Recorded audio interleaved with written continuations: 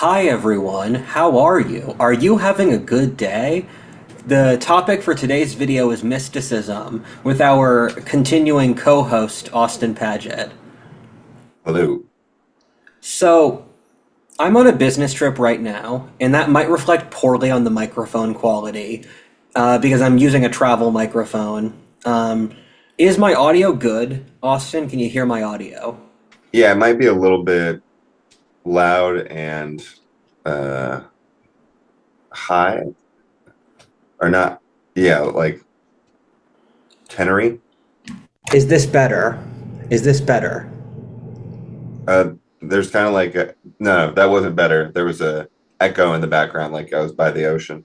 You This gotta is leave the audience. You gotta leave this stuff into the audience so it's candid and relatable. It's when you associate with enough Los Angeles influencer types, you realize their entire life is mask and mirrors, is smoke and mirrors, where the line between actual life and between production is non-existent. And I just periodically like to.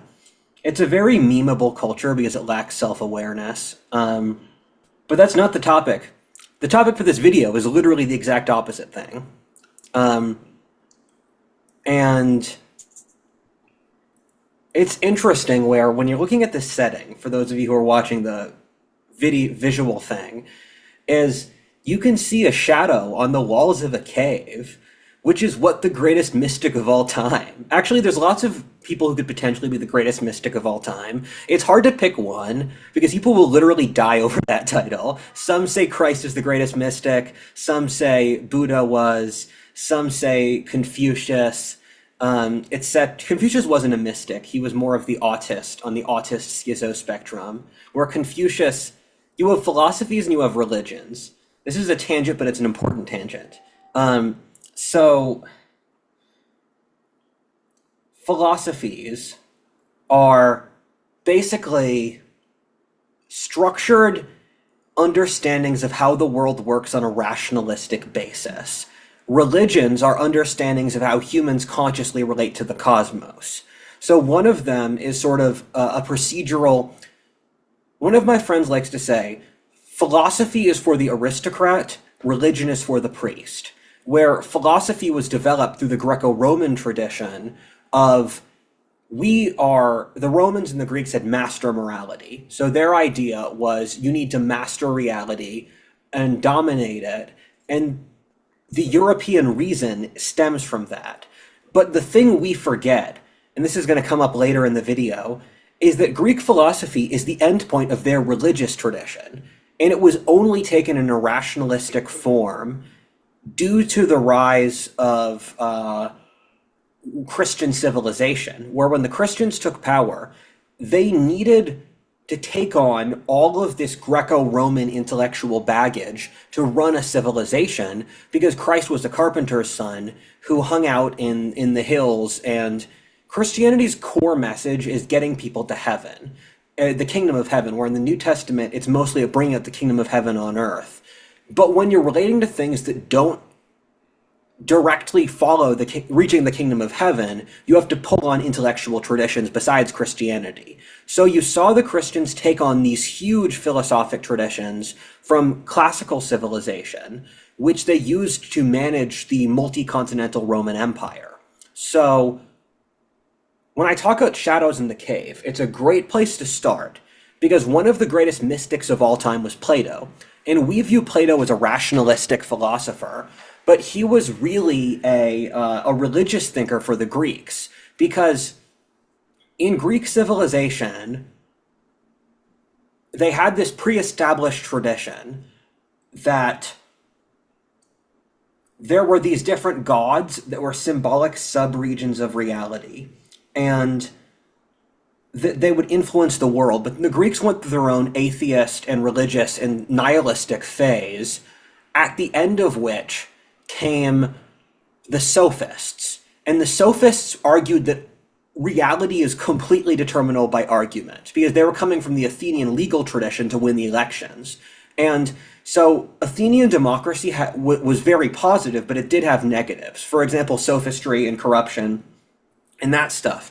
And so Plato and Aristotle were both spent their careers just ruthlessly going after Athens. Or it's funny, we treat Aristotle and Plato as these symbolic figures of Athenian Golden Age, where Plato was from an old Athenian family and Aristotle was a Macedonian who taught at the University of Athens. But both of them hated the Athenian social structure, which they saw as degenerate. And Plato came after Socrates, where Socrates, he had a daimon he spoke to, which was a spirit, and the spirit just told him stuff.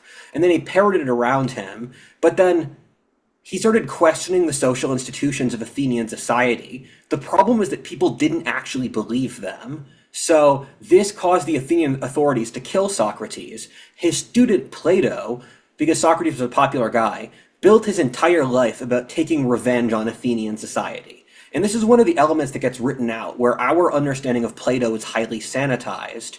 But Plato basically reached the spirit world, and he made a highly rationally consistent and good theory of the world. I do not think moderns understand the mental depth of Plato or Aristotle. They're operating at levels of thinking that we can't comprehend because in our left hemisphere materialist worldview, we can only see the external trappings of things. What the Greeks did that was so brilliant was they created a logical substructure that could be applied across different civilizations and different religions. So almost every society in the world has informed their worldview according to Greek logic.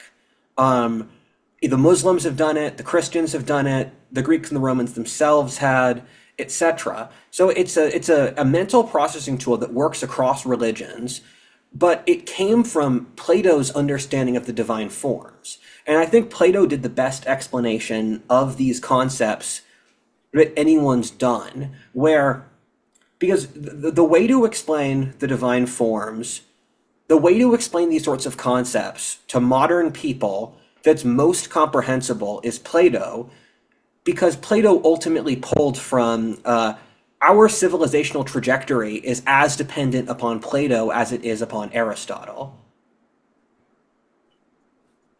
Yeah, and there's a big, debate between Plato and Aristotle, but in this context, they're both aligned against Athens. I guess the argumentation-based theory around democracy, like you said. Yeah. So how does Plato's divine forms, like in summary, describe the world really effectively, and how is that different from Aristotle's contribution? Well, let me explain it this way. This is no, sorry, my bookshelf nearly fell apart. This is a book I have. It's a history of California. The issue with the modernist materialist paradigm is they can only see the book. They can see the physical object, which is why we're dying of nihilism, because when you only see the physical object, not its meaning, the world is never enough. When you see things and then you can see their implications, the world is enough because you can see the world through both meaning and actual materia. Because meaning is a sort of emergent phenomena that stems from human life, where you don't just say the meaning of life is blank. The meaning of life stems from the actual process of living life itself. And what Plato did is he developed an external mental categorization system which you can use to inform material reality. So what I mean by that is the materialist paradigm. So materialists believe that all reality is contained within physical materia, that ideas don't influence the world. We are a society which materialism completely won, and we're not willing to mentally examine that, because when you actually study materialist thinkers, there's not really a good argument for why you should be a materialist. It all boils down to you should be a materialist because materia is the only thing that exists. They build a mental trap you can't break out of. But then what I say is don't build a worldview off as-if clauses. An as-if clause is as if something is true, then blank is true. People like to think that the more as-if clauses they add, the smarter they are. But no, things can just be true. And you can point at that and say that thing is true. You don't need to add the 5 in as-if clauses. Because people think the more that they reason, the better the answer is. Well, you should just have the correct answer. And how you come to the correct answer is your choice. But so in the materialist paradigm, you have abstract principles that control reality. And you can see this through the laws of physics. Everyone agrees the laws of physics control reality. A little bit further than that, you can get everyone who's reasonable to agree that there are certain laws to political governance or human nature or those different things. And the modernist paradigm basically has devolved into saying reality doesn't exist as a way to get around not doing this. Because the argument that the Marxists and the left and the nihilists give is that humans get to determine reality because we say so.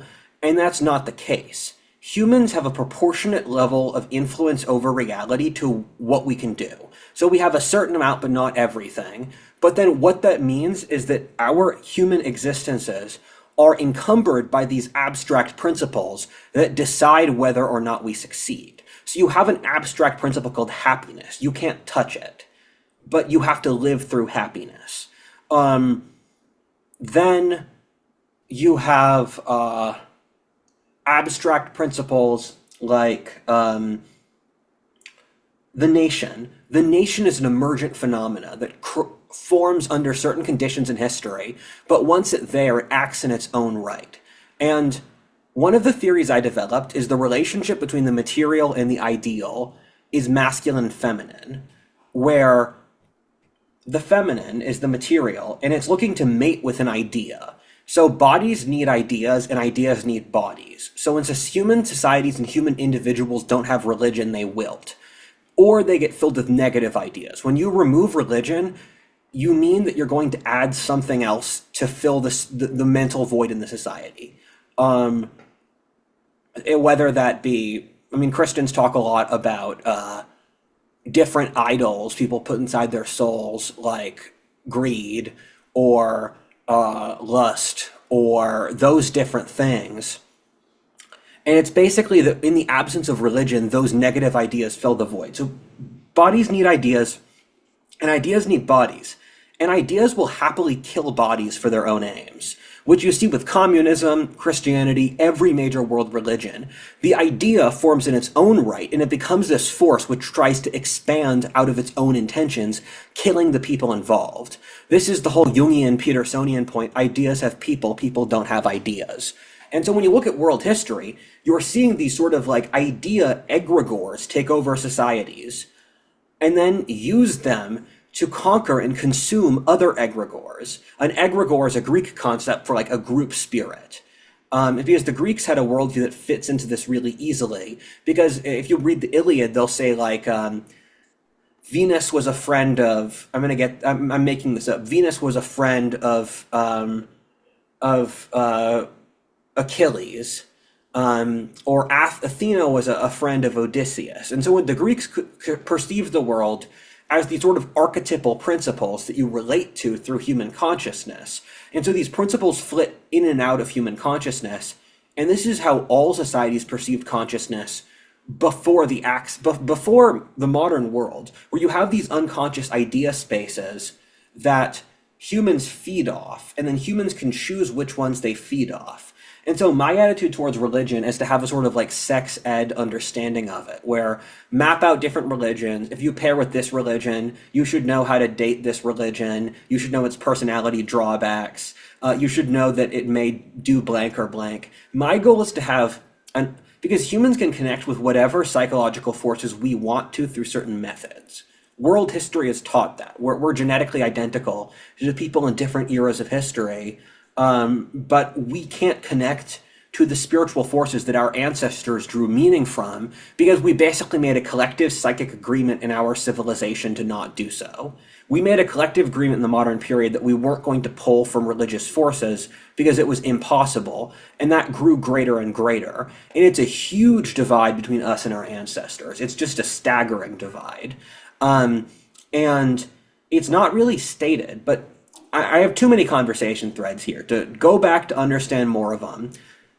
Plato developed the ideas of rationality from this Greek concept of underlying archetypal principles. So when the Greeks have ferocity in battle, they're pulling on the spirit of Ares. So that creates the archetypal principle of aggression. When the there's the archetypal horse. And so what it means by that is, let's say, and modernists really struggle with this because this isn't how our neurology is wired. But our worldview is made by people who believes this, where let's say there is the race of horse. And the race of horse breeds out individual horses, which have a range of quality, where there's high quality horses and lower quality horses that all belong to the unified species that has the horse traits. And what Plato said is that those horse traits replicated across the entire population so that you have the horse, which is spawned by this broader spiritual horse that you can't touch. And that's clearly true up to a certain threshold. Plato has a valid threshold. Plato is reasonable up to a threshold, but then the point where most people kind of irk at Plato is, first of all, him saying that material reality does not exist. Because Plato had studied in India and Egypt. So a lot of Plato's ideas came from those traditions, which say that reality is a dream by the gods. And Aristotle, his pupil, pushed back against that, where Plato said that we need to make this sort of theocracy that is governed by these priest classes who understand the archetypes and have this selection pressure where they pick the best priests. And the Catholic Church almost perfectly fits the structure for Plato's Republic. Because when the Roman Empire converted to Christianity, they used Platonic concepts to explain Christianity to the Greco-Roman elite to govern the empire. And inside Plato's life, Aristotle was his student, where you have a chain of philosophy of Socrates to Plato, Plato to Aristotle. And Aristotle was a Macedonian, and so he was more so he was like a redneck in the Greek context, and he was relatively pro-democracy. Aristotle said monarchy was the best system because, of course, he was part of a monarchy. He was a subject to the king of Macedon, but he also said democracy is like a respectable system, and he puts oligarchy at the bottom. And Aristotle said that physical reality exists, and we should study physical reality first. And a lot of people have construed Aristotle's ideas to be purely materialist. But if you actually understand the context he was writing in, Aristotle did believe in God. He did believe in the spirit world. He did believe there were spiritual connotations to reality, where his idea of materialism, and people really underestimate how smart the Greeks were. The Greeks are vastly smarter than we are today. And Aristotle said that there are material things, but each of them have their own innate direction that they have to go for, or a telos. So man needs to fuck woman. Nations go through these natural life cycles that end in 3 different ways depending on what their institutions are. So Aristotle thought material reality existed, but it was part of a broader sort of universe that had purpose and meaning and divine direction. We took Aristotle's philosophy in the most disenchanted way possible over the course of thousands of years to create modernity. And one of the points I really want to emphasize here is we think modernity is rational, but nothing we believe is rational. I've studied almost every single modern philosophic field. And in each case, it's rationalization of what we want to believe. And because the school system and the society has done such a good job of wiring our neurology into those certain ways, we take it for granted. And if you showed what we believe to any other era of history, they would say we're completely retarded and none of this makes sense. Because it doesn't make sense. The rest of history, if 99% of history disagrees with us, we might be wrong. Yeah, it's confusing because normally people think of rationality as some obvious, discoverable decision tree that you can figure out if you're educated enough or something. Where people get the idea that if going to college gives you a better on average salary, then we should send everybody there. And then it creates a big mismatch in the distribution because the way people make decisions, it can't be defined as rational from an individual perspective, but it's the idiocentric individual behavior is kind of rational from a collective Yeah. perspective. But what it is you're basically matching to uh, likely distributions of probability. So people don't make decisions like it's not just like there's a rational answer you can figure out if everybody's educated enough and Yeah. everybody's smart enough because the world's not, it goes back to the uncertainty principle, uh, Yeah. I That's a suppose. That's a really good point. It's that we believe there's this sort of like objective rationale. It's actually it's a perversion of the Platonic concept that Plato believed there are these archetypal principles that if you hack into, you understand. We believe that. We just used it for modernist goals. The reality is that life is highly complicated, and so you have to actually interface with reality and not rely on your mental projections, which is the big issue Platonic philosophy gets into, where we're going to talk about three different philosophies that have influenced Western history under the covers in a really big way because intellectual people knew about them. Um, but that we've forgotten about. Those three being Hermeticism, Gnosticism, and Platonism. I also, when we get into this, after I'm done explaining the Greeks, I'd like to go through different polarities in mystic traditions to explain how they work. But after we go through the polarities, we can go through the three core philosophies of Western history and then go through different world traditions. But so yeah, people just say shit, and they think if they say shit with in a smart enough way, it's true. But the world just is what it is. People like to think if they make a long-winded argument Mm-hmm. that they can uh, that they can just change reality. Which, if you study enough 19th and 20th century and 21st century philosophy, the philosophers openly state that. They openly state that we think we can use definitions to control reality, which is a real warping of a sort of mystic logic. Because Mm-hmm. in magic traditions, you make an imitation of something, and then through that imitation, you control it. So if you look at a map, and in most mystery traditions, magic is the ability to turn symbols into a real world output. So in this world's view, coding, religion, and science are all forms of magic because you make a symbolic representation, use it on paper. The symbolic representation has a real world application on the material world, and then it changes it. So when you're looking at like a switchboard for a computer, you're looking at real world physical shifts, but it's been conceptualized on a symbolic frame. And so, as an example of this in action, when you're dealing with social media, the social media companies have sort of voodoo doll of your personality, and they can use it to read what you are as a person.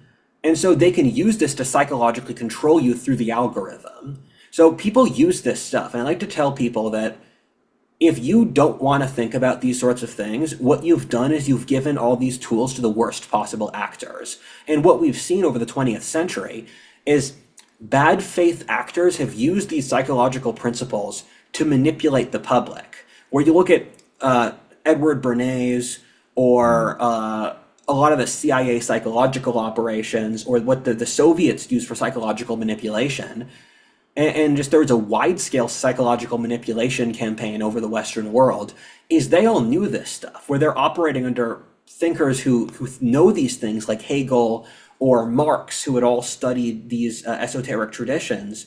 Then they could use those tools to manipulate the public.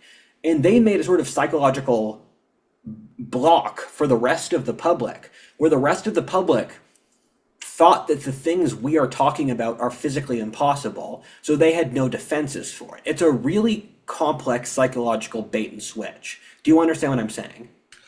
My question would be, how did they get that out of mysticism, but have a materialist interpretation of the mystic laws?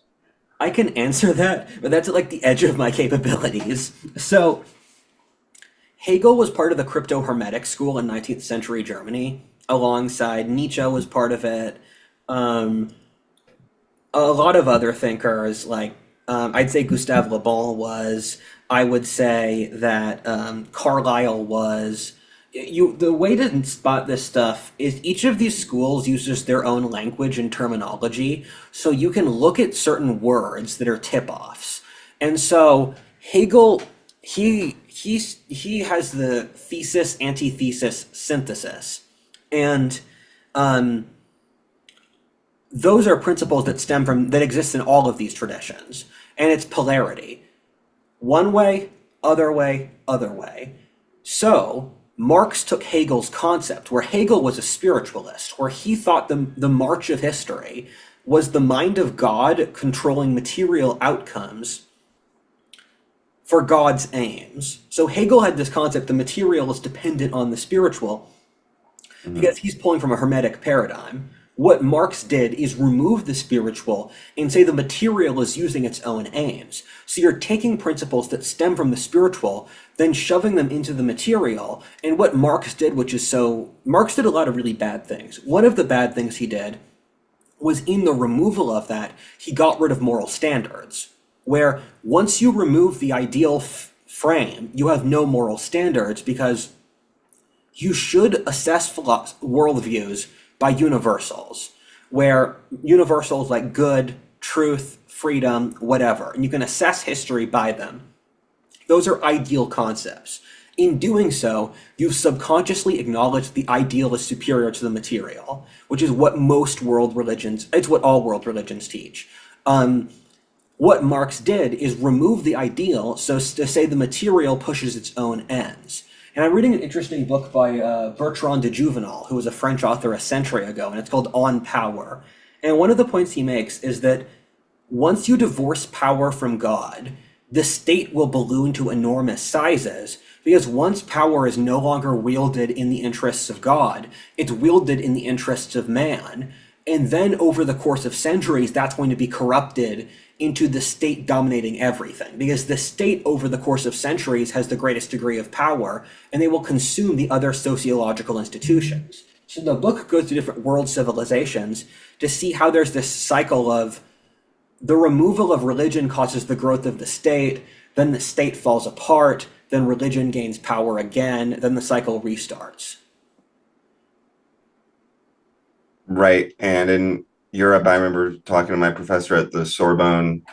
She would talk about how the amount that God was invoked in American politics was a sign of like authoritarianism.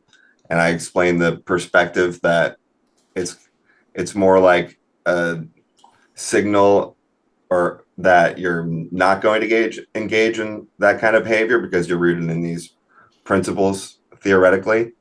Um,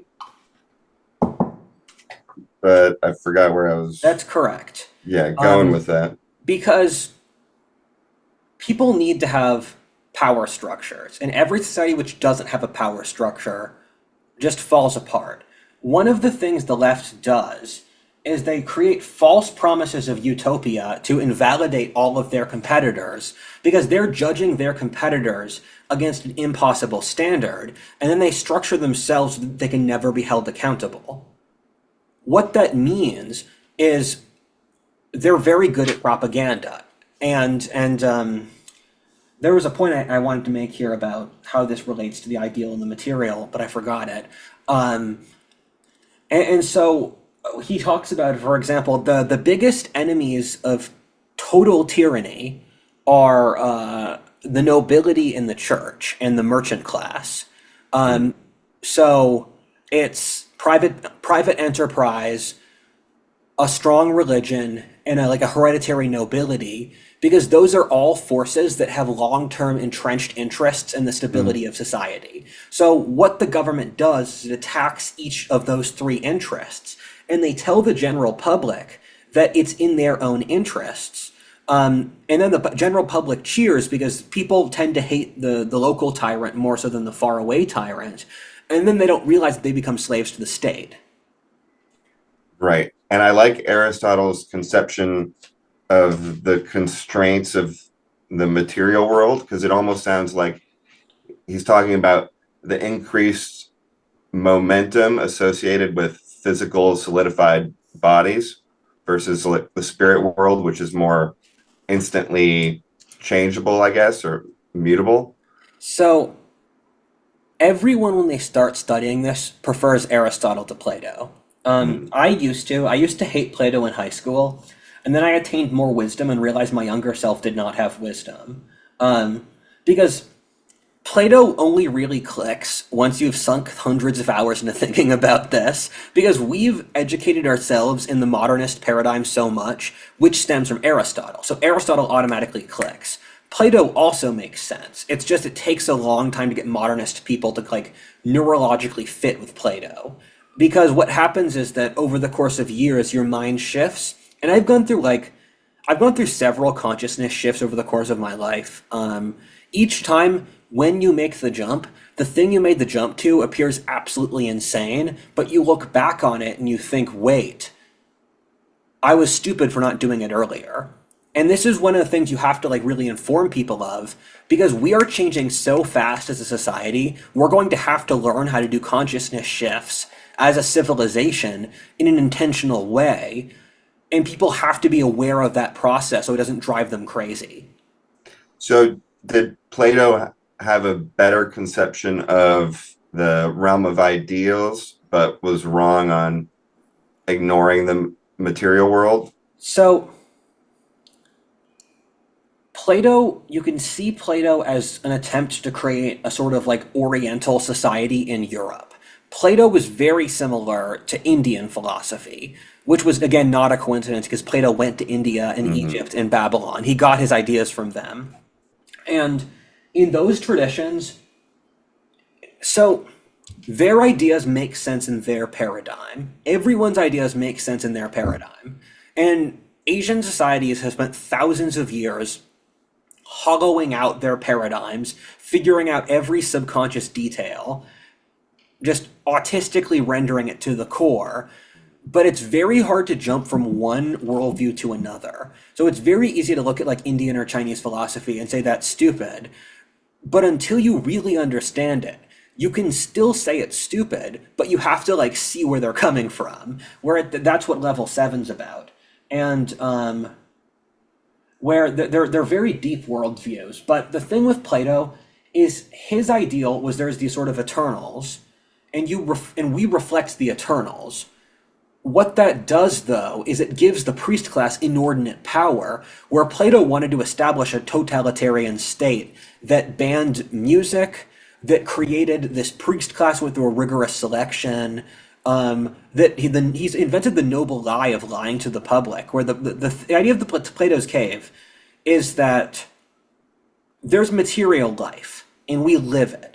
As you attain wisdom, where the core of Greek philosophy is know thyself, which was the message of the Oracle of Delphi. The front message was know thyself. She was the core spiritual figure of Greece. Once you know the world, you can understand the rippling patterns that affect your daily life. So once you attain greater degrees of wisdom, once you attain greater degrees of comprehension of your environment, you see the underlying forces that are rippling in your material reality. Where Hmm. Plato's cave is this cave that you see your daily life, and most people are stuck inside of it. And I think what Plato was saying was when we Greeks look at our gods, we're only looking at like the most basic level of the gods. We're not analyzing them on a deeper level, which is why this was such a revolutionary idea for the Greeks, because it allowed the analysis of things that were sacred to the Greeks, which allowed the Greeks to conquer the world, but ultimately killed their culture in degeneracy and nihilism. So, and that's just implicit in the rational process. The problem, though, is that, and Plato fit into the classic problem that a lot of mystics run into of just raw egoism. Because I was reading Gustave Le Bon's book on Brahmanistic India or ancient India, and he was talking about the Brahmins in India who are very similar to the Platonic priest class that Plato was trying to build. Um, Mm. they would just view themselves as completely superior to the rest of the population, and they kept a tyranny on the public. Whereas I've said before, in South India, a Brahmin could not step within 30 feet of or make eye contact with an untouchable. Or the Brahmins would lord their power over the nobility, and they would say that, like, one Brahmin is worth 100 noblemen, or like 100 common people. So they were just stupendously arrogant. And this is the issue Plato ran into too, which is why I stand by the law of chill vibes. Right. Where because Plato said, I can understand these principles, I can talk to the gods, I'm going to lord this over you. And this ultimately, so Platonism worked when you paired it with Christian humility, where the reason, and Nietzsche liked to say that Christianity is Platonism for the masses, because it's the same goal of reaching archetypal forms and imbibing the archetypal forms in yourself. But when paired with Christianity, it did a really good job of working for the public. The problem with the Platonists is, firstly, I think a lot of these mystic traditions are dependent on very small genetic subsections of the population. From the CIA's research on these different topics. Do I go into this rabbit hole now? Sure. Okay, so from the CIA's research into these topics, where the CIA, the Soviets, and the Europeans had decades of research during the Cold War on psychics and remote viewing and spirituality.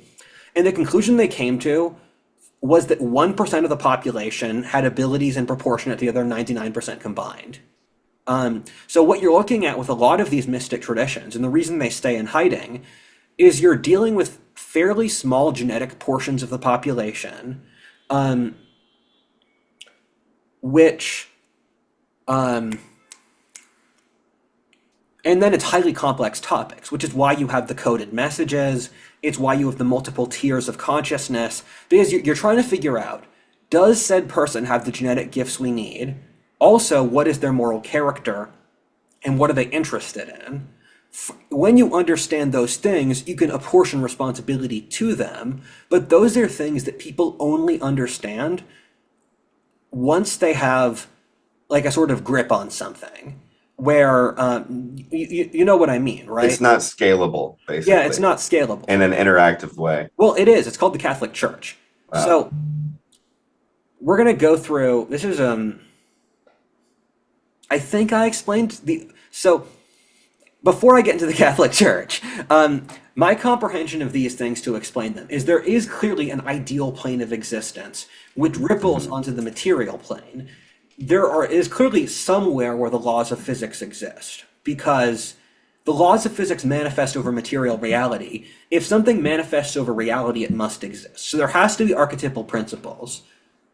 99% of humanity believed that you could access archetypal principles through physical experience, through mystical religious experiences.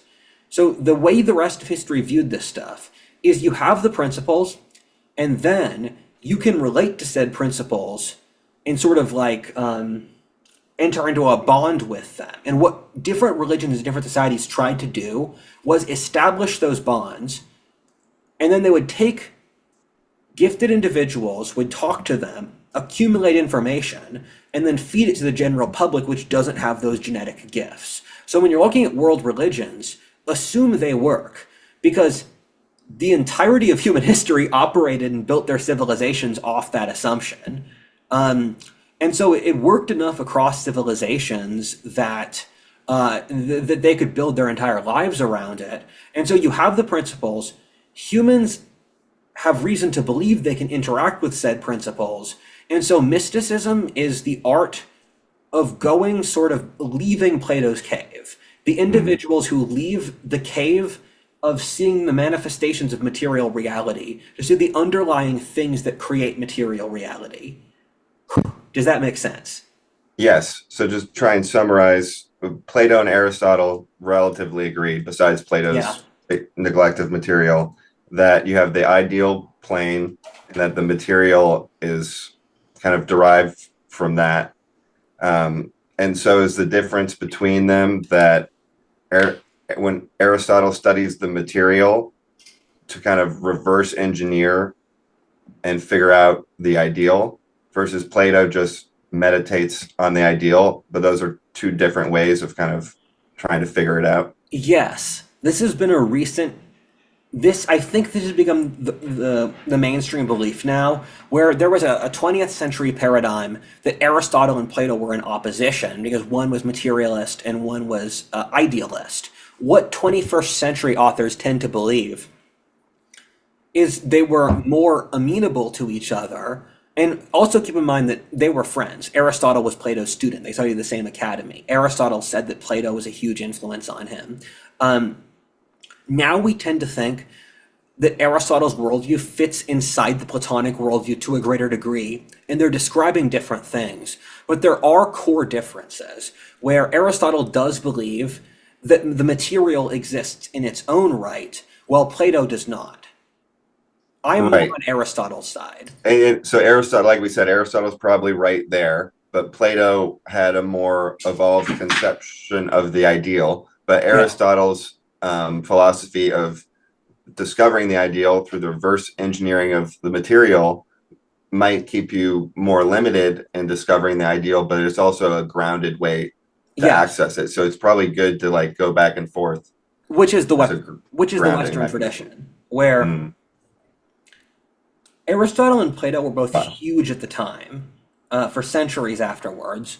Um, so Plato had a huge revival around 200 AD, the Neoplatonic revolution with Plotinus.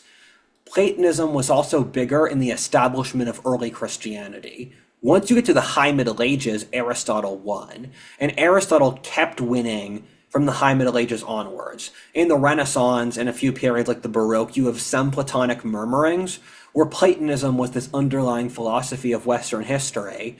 But after you get past Thomas Aquinas, Aristotle becomes dominant because what Aquinas did that was so brilliant is he created a logical bridge in the 13th century between the Greek tradition and the classical tradition and the Christian tradition. So what Aquinas said is that reality is logically comprehensible, and Mhm. due to that, you can use sort of mathematical equations to figure out God's truth of the world and also how reality works. This is how we develop the concept that reality is rational, which we have over applied massively. We're annoyed if humans aren't rational, but our concept of rationality is just, it's a rationalization of ideology, so it doesn't make sense. And so, Right. like, we criticize the world when it doesn't fit our sort of mental categories, but our mental categories are retarded and stupid. Right. Like our idea of rationalization is they don't make chicken the same way as me. My way is more efficient or something. Yeah, Like yeah, they're so irrational. Why are they doing it in that order? And yeah, it's like a exactly. mundane thing.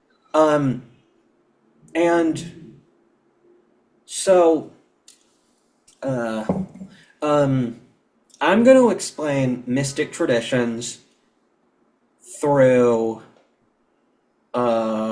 two hands and multiple dualities. So, you have the right hand and the left hand, and the right hand is magic or mysticism, which stems from God, and the left hand is that which stems from causing suffering to others. And one of my friends asked me, Rudyard, how do you distinguish between following the right and the left hand? And what I say is that if the actions you're doing have a net positive impact on the people around you, you're doing right hand, and left hand is detraction. And so we're really autistic about this stuff. But let's say look at like different American states. It's clear that the sort of cultural formations of different states have succeeded to differing degrees in the last 10 years and in the years before that. Like the Rust Belt has failed, the blue states are doing poorly now, and the South has done really well, and the Intermountain West as well. So what we're seeing is culture forming as this abstract concept. And then that's an emergent phenomena of the people involved becoming a sort of spirit. So when we talk about the spirits, this is the way a modernist person should conceive them. And so certain spirits have more positive or negative charge. So when a medieval person would talk about demons as an example, they would say that a certain population is demonically possessed. if it takes on negative psychological traits which hurt everyone around it. And my friend told me, she said, following the right hand is not doing harm to others.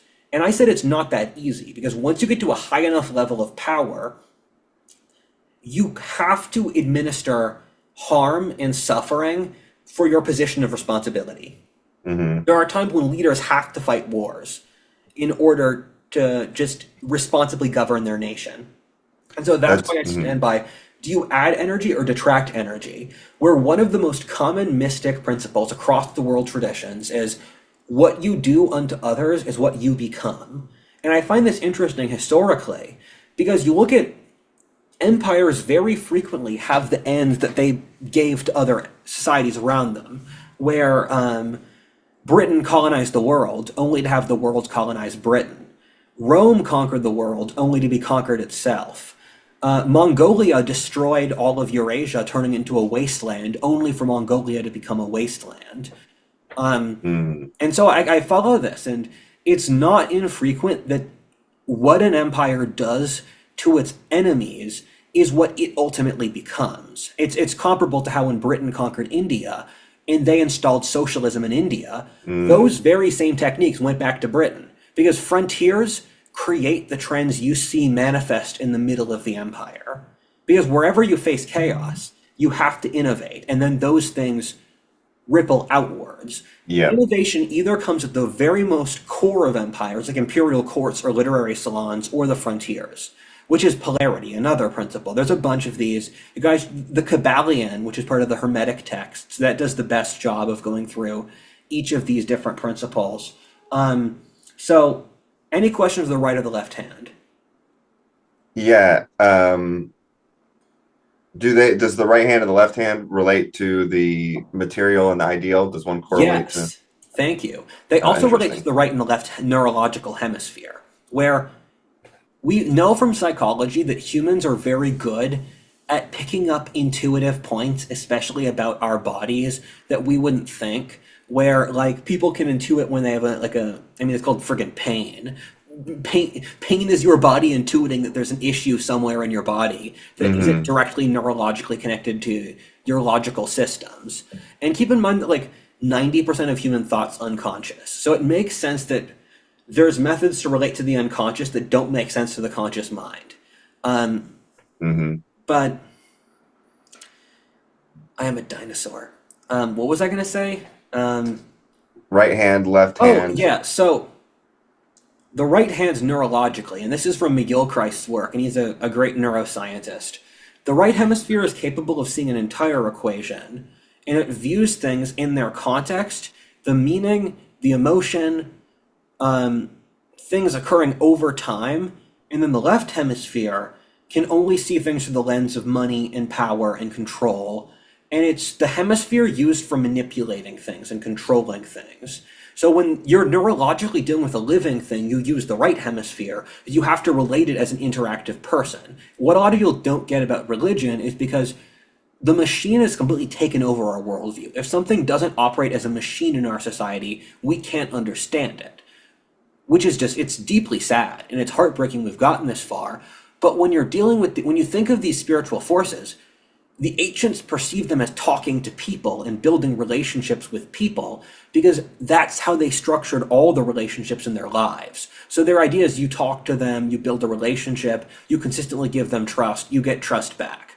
And as societies progressed, the kinds of sacrifices the gods asked for shifted. As the mental development of the society got higher, it meant that the people involved were capable of mentally projecting to higher things. Because when you're looking at these sort of spiritual things, you're seeing a certain society has a certain level of mental clarity. That allows them to dream up certain things of a certain level of density from their material conditions, and then they turn their worldview into dreams, where the right and the left hemisphere. I love the example here where the left hemisphere can only draw half of something, and the right hemisphere can draw the whole thing. I think it's beautiful because it shows that they can see half of the truth, but not the full thing. Like Marx, for example. Marx was accurate that a side effect of the rise of capitalism and the capitalism in that system would cause the alienation of the worker and the rise of socialism. Marx sort of spoke it into reality, but it was a trend that existed beforehand. What Marx did not predict, and if he did, he was a twisted fuck, was that it would kill over 100 million people. No, sorry, it would kill like 80 million people. More people than every other religion and ideology combined in history. Where, yes, the age of the worker would come, but it would be vastly worse than the age of the capitalist. So Marx saw half of the truth. And when you're looking at thinkers in the left hemisphere, they can see half of the truth, but they can't see the other half, which is often diametrically opposed. This is the issue rationalist thinkers always run into, where I like Nietzsche. Nietzsche's predictions of the future have been, in my opinion, prophetic. But there's always certain details Nietzsche leaves out that are highly important, which is why I think Nietzschean thinkers, it's why everyone misinterprets Nietzsche. Like, no one has the correct understanding of Nietzsche, and I'm like, write better, guy. If no one understands what you're saying, you should write better. I apologize. But, so, right and left hemisphere corresponds to our neurology, corresponds to the material and the spiritual, because when you're left hemisphere and you're purely material, you can't see the implications of things. So everything in your worldview goes down back to nihilism. It stretches down to nihilism because you can't add. You're just trying to exploit the material world. And when you have the right hemisphere, you can see the implications of things and roll with them. And yes. Right. So if you're on the left hemisphere, you can only draw half of the elephant. So that's the problem with getting rid of the ideal. And like you said, it's weird. It tracks perfectly with my conception of, combining pragmatism with idealism in politics, where you have the North. If you don't hold a North Star, you're going to be able to still do stuff, but you're going to eventually get off track. Yes. And if you just go to the North Star, you're going to run into a wall. And the point that you made about war was really interesting, because the thing that people don't get about it, what you were talking was specifically in the context of being at a level of responsibility. And this trickles down to various degrees. But the reason is because, okay, so even if you're connected to the ideal at that level, any movement whatsoever is going to mean bodies, because there's consequences on either side. It's the realm you're dealing with. And do you want me to go through different polarities, or do you want me to explain the three Western traditions? Because what you said is you're getting into an issue that the Hermetics have versus the Platonists and the Gnostics. Where the Platonists and the Gnostics are both anti-body, most Hermetics are pro-body. Where, no, we're not going to do this because we would... If we go to that, I'm going to forget to go through the polarities. So let's go through the polarities first. Then let's go through the three Western traditions. Then let's go through how this relates to Oriental mysticism. So,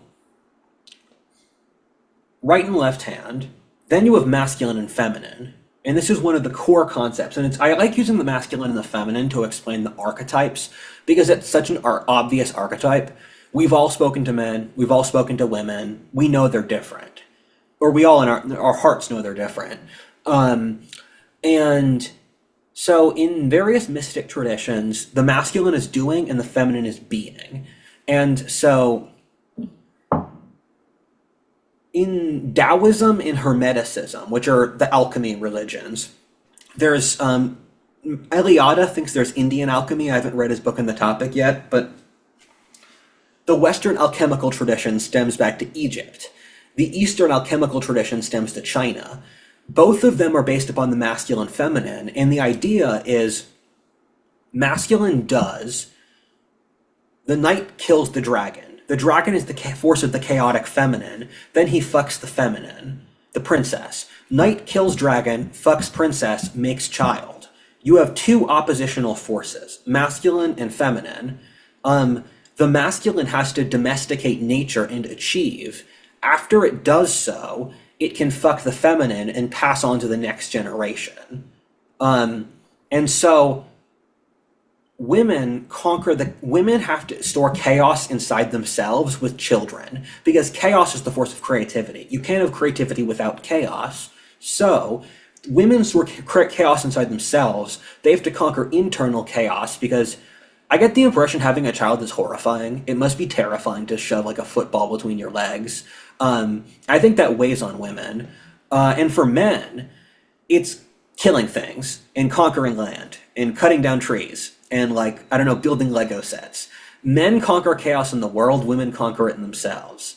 And so when you look at these various traditions, you have, if, for example, in the Hermetic tradition, the positive masculine is the good father, and the negative masculine is the tyrant. Masculine culture, feminine nature. Culture enforces human standards upon nature. So women are largely constant across societies, and then men enforce culture on women, that's what Camille Paglia said. Men are the iron that holds society together, and women are the water that flows through it, which is why men staff social institutions. And it's why women are the ones who, women are dependent upon social institutions that men build. And masculine, feminine. And so that's the yin and the yang of the Chinese tradition. And then there's the Hermetic masculine and feminine. And I believe the invention of the Trinity is one of the greatest things in human history. I love the Trinity. I'm a Trinitarian. But because with the yin and the yang of the Asiatic tradition, there's no progress, which is how Asians have viewed the world. It's just harmony. And all the Asian religions, and when I say Asian, I mean India, China, Japan. I normally put Islam in with the West until I don't, but I'll tell you when I don't. They want to attain harmony. So Asia has been psychically feminine over its history. The West is psychically masculine, because with the Trinity, masculine, feminine, fuck, make child. Father, Son, Holy Ghost. This is why the Trinity is a sacred symbol in Christianity, as well as Indian traditions, the Greeks, the Hermetics, across many cultures. And because that creates the idea of innovation and change. So Peterson's operating under this logic. This is the core of Petersonian philosophy. And Peterson's interesting because he takes a lot of... Peterson's he walks a lot of philosophic tightropes. It's hard to explain easily. Well, he likes to surf on the edge of the wave. Yeah, he's surfing on the edge, and I don't blame him, if I'm being honest. But surfing's fun. And Surfing that's how you learn. Is fun. And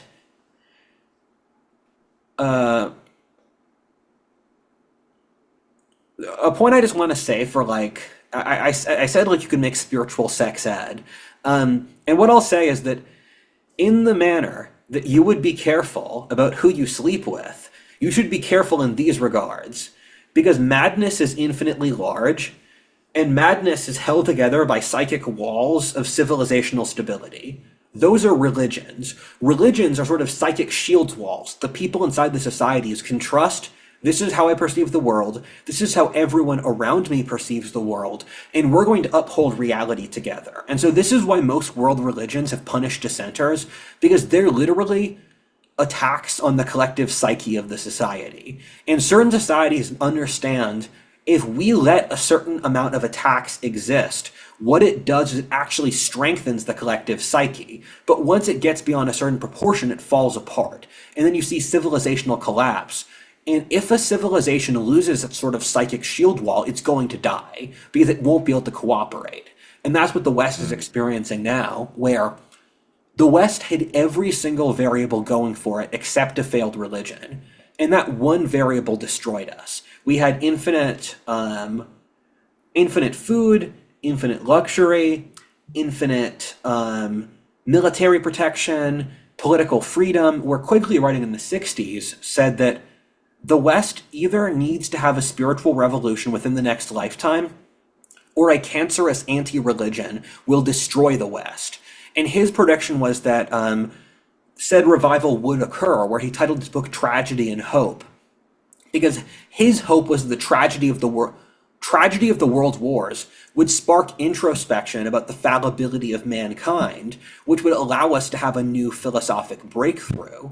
However, the wealth of the post-World War II era, and Quigley, who was a far-seeing fellow, also saw this, meant that we degenerated psychologically too quickly to reach that threshold, where Quigley talks about, he calls it the middle-class crisis, where middle-class youth in the Western world started taking on attributes of tribal cultures because with the removal of external threats, you didn't have the incentive for cooperation.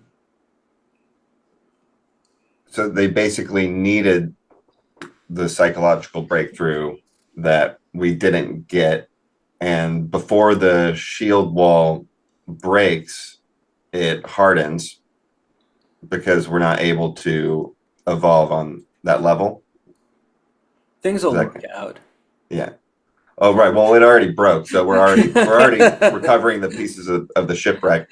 And Peterson describes it as like if you're on a boat in the ocean, as soon as you jump off the ship, then you're going to grab on to anything you can get your hands on, whether it's like a sea turtle or a log or a barrel. Yes, I find it. I find it hilarious that. So elites make political positions for their own self-interest. Then their own people worship these political goals, which their elites made completely cynically, as actual religious understandings. I see this all the time. Oh, like climate change. Yeah. And it just horrifies me. It's worst for the left, where the left strategically about 60 years ago staked out, we are going to invest in gays, ethnic minorities, and women, because these are demographics we can consistently electorally win.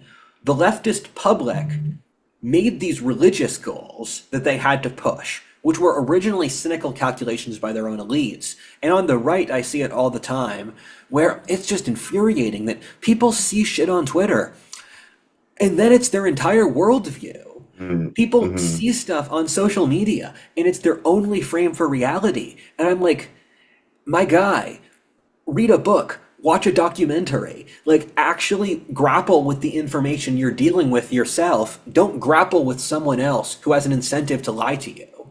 Yeah, this goes much deeper than people believe whatever they see on TV. The reason that's true is because people just have a tendency to believe what you read. Yeah. Ken Wilber, who's like the best author on this topic, he's the big spiral dynamics popularizer. Dean Beck there was an earlier guy from New England who invented it. Dean Beck was from Dallas, and he popularized it. And Ken Wilber, I think he was based out of the American West, maybe San Francisco for a while. He was the guy who like wrote all of the theorizing. And so like sex, ecology, and spirituality, it's the sexual duality of the masculine and the feminine. Ecology, or like the collective unconscious. And then spirituality and how it all relates together. Because the idea of nature is that the masculine looks across nature or the feminine and tries to subdue it. And then once it subdues it, it can then mate with the feminine to pass on its genes. Conquer the world, pass on your genes. And then you use perception or spirituality to understand it. Where, as an example, the founding fathers were highly invested in Hermetic ideas because they were popular among upper-class early modern Europeans, which we'll get to. And so when you look at the $1 bill, where's my wallet? My wallet's here. I got this wallet in Oaxaca. I buy all my leather in Mexico. No. I only get mine in Morocco. I spent all my $1 bill on ice cream. I don't have a $1 bill. But on the $1 bill, you have the triangle, you have the circle, and you have the eye of perception. Do you have a $1 bill? I do not. Cries. This isn't a big issue. $1 bill. You have the circle, the triangle, and the eye of perception. The triangle is masculine, upward spiritual momentum. The circle is downwards feminine spiritual momentum. The eye of perception is the ability to use perception and wisdom to understand your environment, to figure out the next move. So what you do is you hone your perception, you understand your environment, you master it, you gain more wisdom, you level up. And then as you level up, you gain a greater consciousness of your environment. And so what they were saying was, in the American tradition, we stand for sort of growth and conquest over decay, over being. Because if it was in the Oriental tradition, you would shove the triangle in the circle. Because in the Oriental tradition, the feminine is the highest form. Where in Buddhism and Buddhism, Taoism is hard because they have like the hermetic mastering of nature, but it's also really go with the flow. I think Taoism's in the middle between the masculine and the feminine. It kind of leans feminine. Buddhism is hard feminine, where it's just submit to your environment. Hinduism is hard feminine, where Oriental philosophies are you need to immerse yourself in your environment in order to be able to just surrender to life. And what that is the downward spiritual momentum that you have attained complete being. And my guess is that this would give profound life satisfaction. My guess is that this would, of these paths, this is the one that's most likely to make you happy and to make you like actually content with your life. The one where you can aspire to something. Yes. You look at the great Asian civilizations, the reason that a legitimate reason that Asians work such long hours in such terrible conditions is over thousands of years, their entire religious social structure trained their own populations to just accept reality. So Right. this huge psychological switch built in about accepting poor conditions, which they see as a moral virtue. In a lot of Asian societies, aspiration is bad. And on top of it, because their priest mystic class wasn't allowed to procreate for the most part, they gradually genetically pulled those traits out of the public, which is why I'm always stuck out. I read these ancient religious texts from Asia from 500 BC, and then I go to Asia, and it's night and day, where those Asian religious beliefs of like, don't sweat about social hierarchy, don't sweat about the constant struggle and grind, those people didn't procreate. And then the people who were unlike that did. And I don't know if that's true, but it's a narrative that makes sense to me. Yeah, I think sometimes the evolutionary pathway for that kind of selection isn't as direct as people think. Yeah. But there's definitely a trend. And then basically anybody who needs to cope Yeah. by having their philosophy around desensitizing feeling can't be that happy, which makes sense if you're containing the triangle inside of a circle. It's like containing lightning in a bottle. Yes. Where you've got like a perfect sphere that perfectly is balancing Yes. the energy mandala. from all directions. And then if that breaks, lightning gets out. Yes. And what's the third shape? Is it, you got circle, triangle, and Eye. The eye of a line. perception. So this is just Harry Potter. This is where J.K. Rowling got her. She got it from the Trinity. Yeah. The So cloak and this whatever circle. interesting. In Oriental traditions, the mandala is the core shape. It's the circle. In Western traditions, the Trinity is. And so I wanted to bring this up before. Different genetic populations have different switches built into them that work under different contexts. And that's partly cultural and it's partly genetic. But if you look at distinct historical events, different societies have consistent reflexes in their collective unconscious towards different reactions. So if you look at France as an example, in the 14th century, in the 17th century, and in the 18th century, the king called the Estates General or the parliaments to court. They then had a falling out. In two of those times, the court met up, the nobility met at the tennis court and made a new parliament. The reason that these patterns are repeated is that due for some reason in the underlying French cultural unconscious, this is just how they do things. And you see it across populations where the Anglo-Saxon world, almost all of our civil wars and revolutions were caused over a tax crisis. where some demographic didn't want to pay taxes. That's the English Civil War, that's the American Revolution. The American way. Yeah, exactly. And so you see these or you look at how Mao Zedong is very similar to Cixi Huangdi, who are split apart by 2,000 years of Chinese history. Both are atheist dictators who, atheist dictators to try to destroy the initial culture under this state centralized economy where everyone lives in barracks.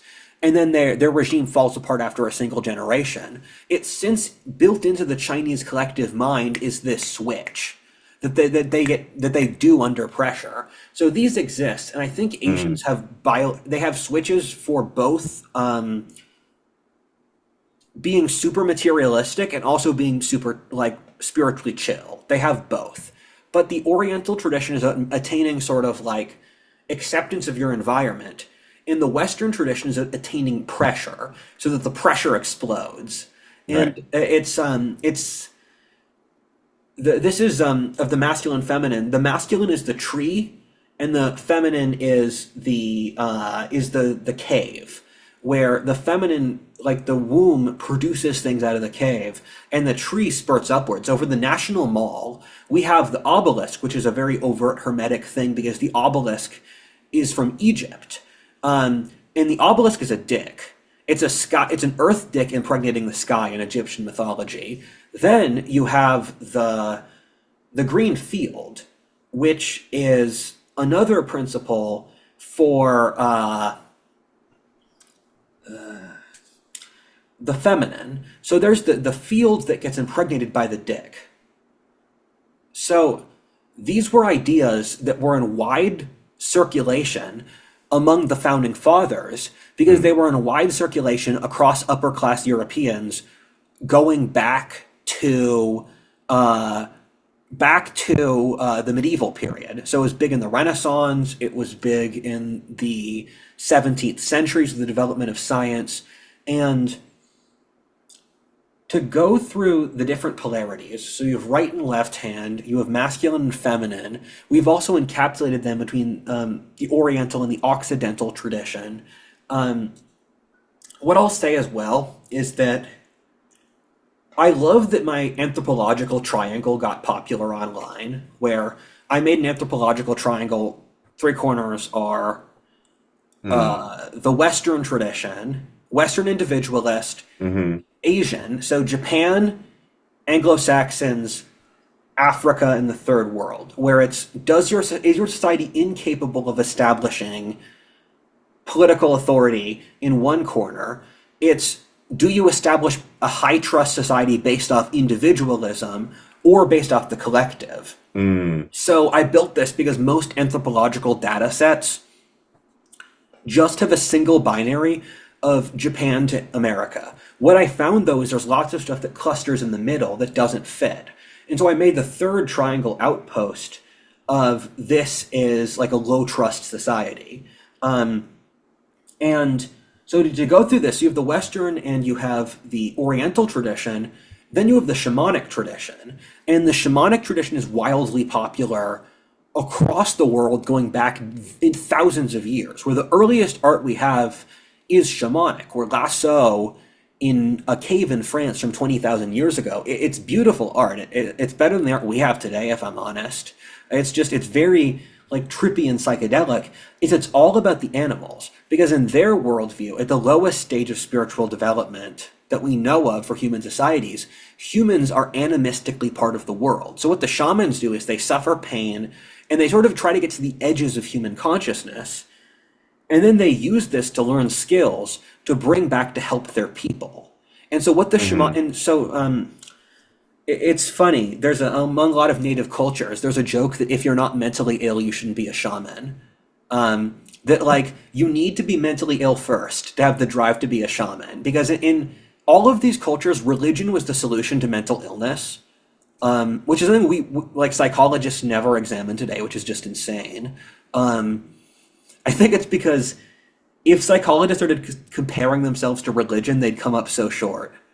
I heard someone describe mental illness as being like, we kind of put it into a distinct category, but a lot of times mental illness is just being on the regular spectrum of a psychological trait, but at the extreme, like being short or tall or Another thing as well, I was reading a World War One era British philosopher of crowd psychology last week, hmm and he has a very interesting point where he says modernity produces a lot of mental illness, but we're kind of arbitrary in what we describe as a mental illness and what we don't. Where, right. for example, I would believe political totalitarianism is a mental illness because what you're saying is you want the state to have total control of your life, which is that's not okay. If you're appealing to that, because I look at people where like I have PTSD, which is a widely acknowledged mental illness. And then I go online and I see people who are so obviously significantly more mentally ill than me, but they don't have a word for what they have. It's either they're like constantly projecting rage at others, or they've built their entire identity around a false political ideology that scapegoats a different group. One of the best ideas Peterson has is he said there's four solutions for a problem. You can fall to nihilism, you can fall to totalitarianism, you can fall to degeneracy, or you can rise to heroism. And so when I look at someone, I think, which of those four boxes did they pick? That's a great way to categorize if Yeah. someone's going to produce positive fruits. But another example is they classified resistance to the state as oppositional defiance disorder, and Yes. then at the same time you can have like uh, you can be oppositionally defiant to things, but Yes. they use that to justify something that's unrelated. And I then go ahead. Oh, I just wanted to say that I really wanted to go on a tangent with the authoritarian personality there, but I probably won't because I don't think it fits the topic enough. Got it. Um, uh, What were you going to say? okay, yeah. So with the triangle and the circle and the line, if you had to take the Asian society to a personal analogy, you could almost say you can't be afraid to live, but it's harder for us to say that to them because we lost our eye. Triangle. Well, we still had the triangle, right? But it wasn't bound, or um it Oh, wasn't in line with an eye. So it's like if yes, the you lightning are gets correct. out and there's no eye to capture and guide that lightning, like pull it in a direction, Yes, then it goes unbound. So it's almost like a hippie with a drug problem whose life has fallen apart, telling someone, "Hey, why don't you live your life, man?" That we could make a stronger case, and this is maybe why like the Asian societies stopped following the West as much, yeah, because we can't offer that good example. But it's still true that you can't be afraid to live your life, but you need all three shapes yes. basically. That's a really good point, and it speaks to there is a strong reason why the West built all of its social structures on a Trinitarian system. U.S. government, three different judicial, Mm, executive, legislature. Um, the social structure of European societies going back thousands of years was Trinitarian. The nobility, the church, and the worker class.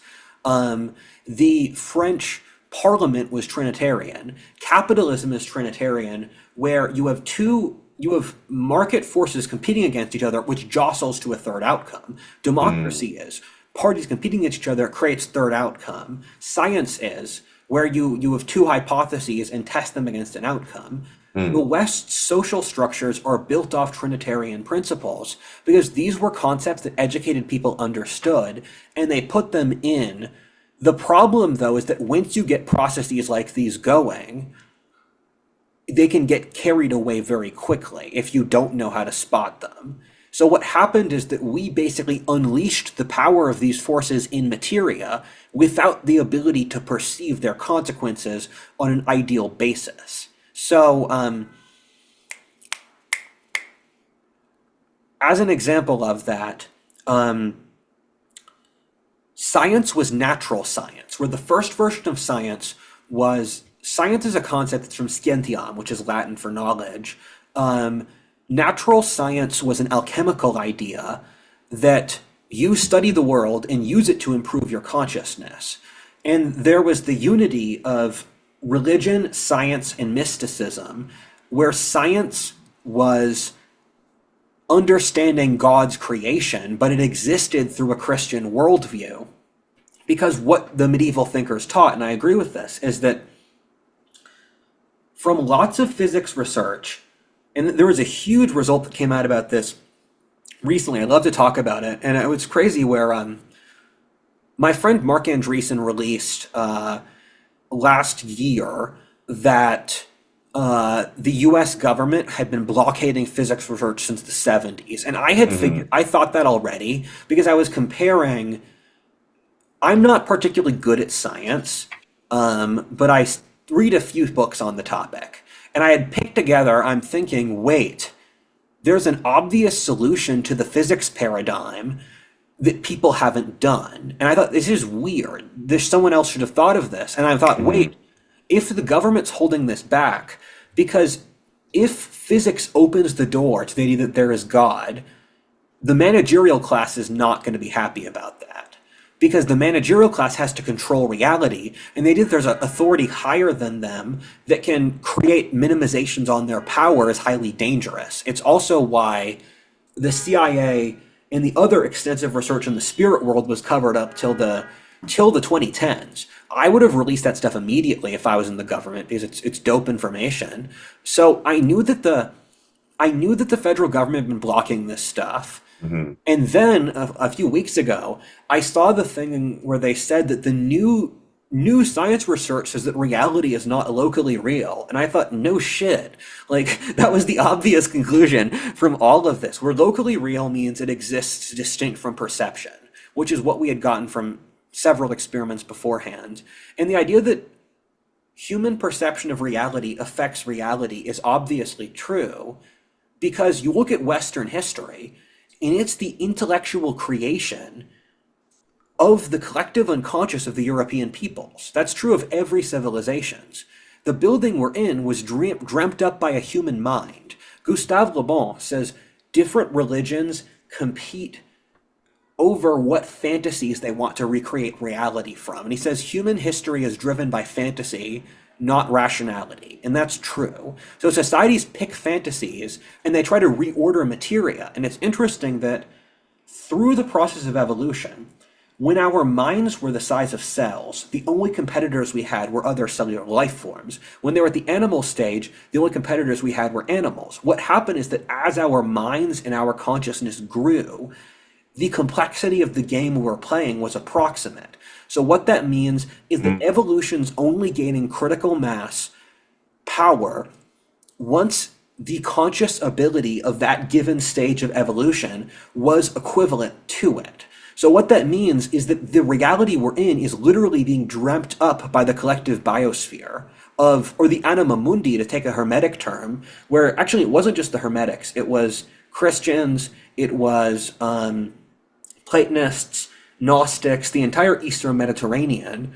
And so the anima mundi is dreaming up reality, and whatever stage of evolution is dependent on how far the anima mundi is in evolution. So the collective unconscious of life is dreaming up the plotline of reality as we go. So individual humans or governments aren't in charge.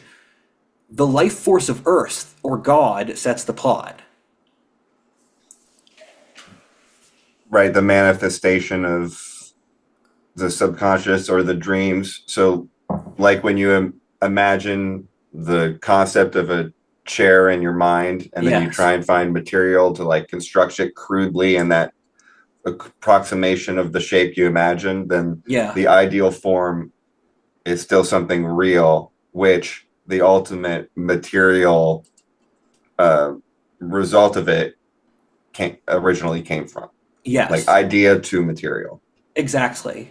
And then there's an interfacing relationship. Again, masculine fucks feminine, feminine makes child a restart.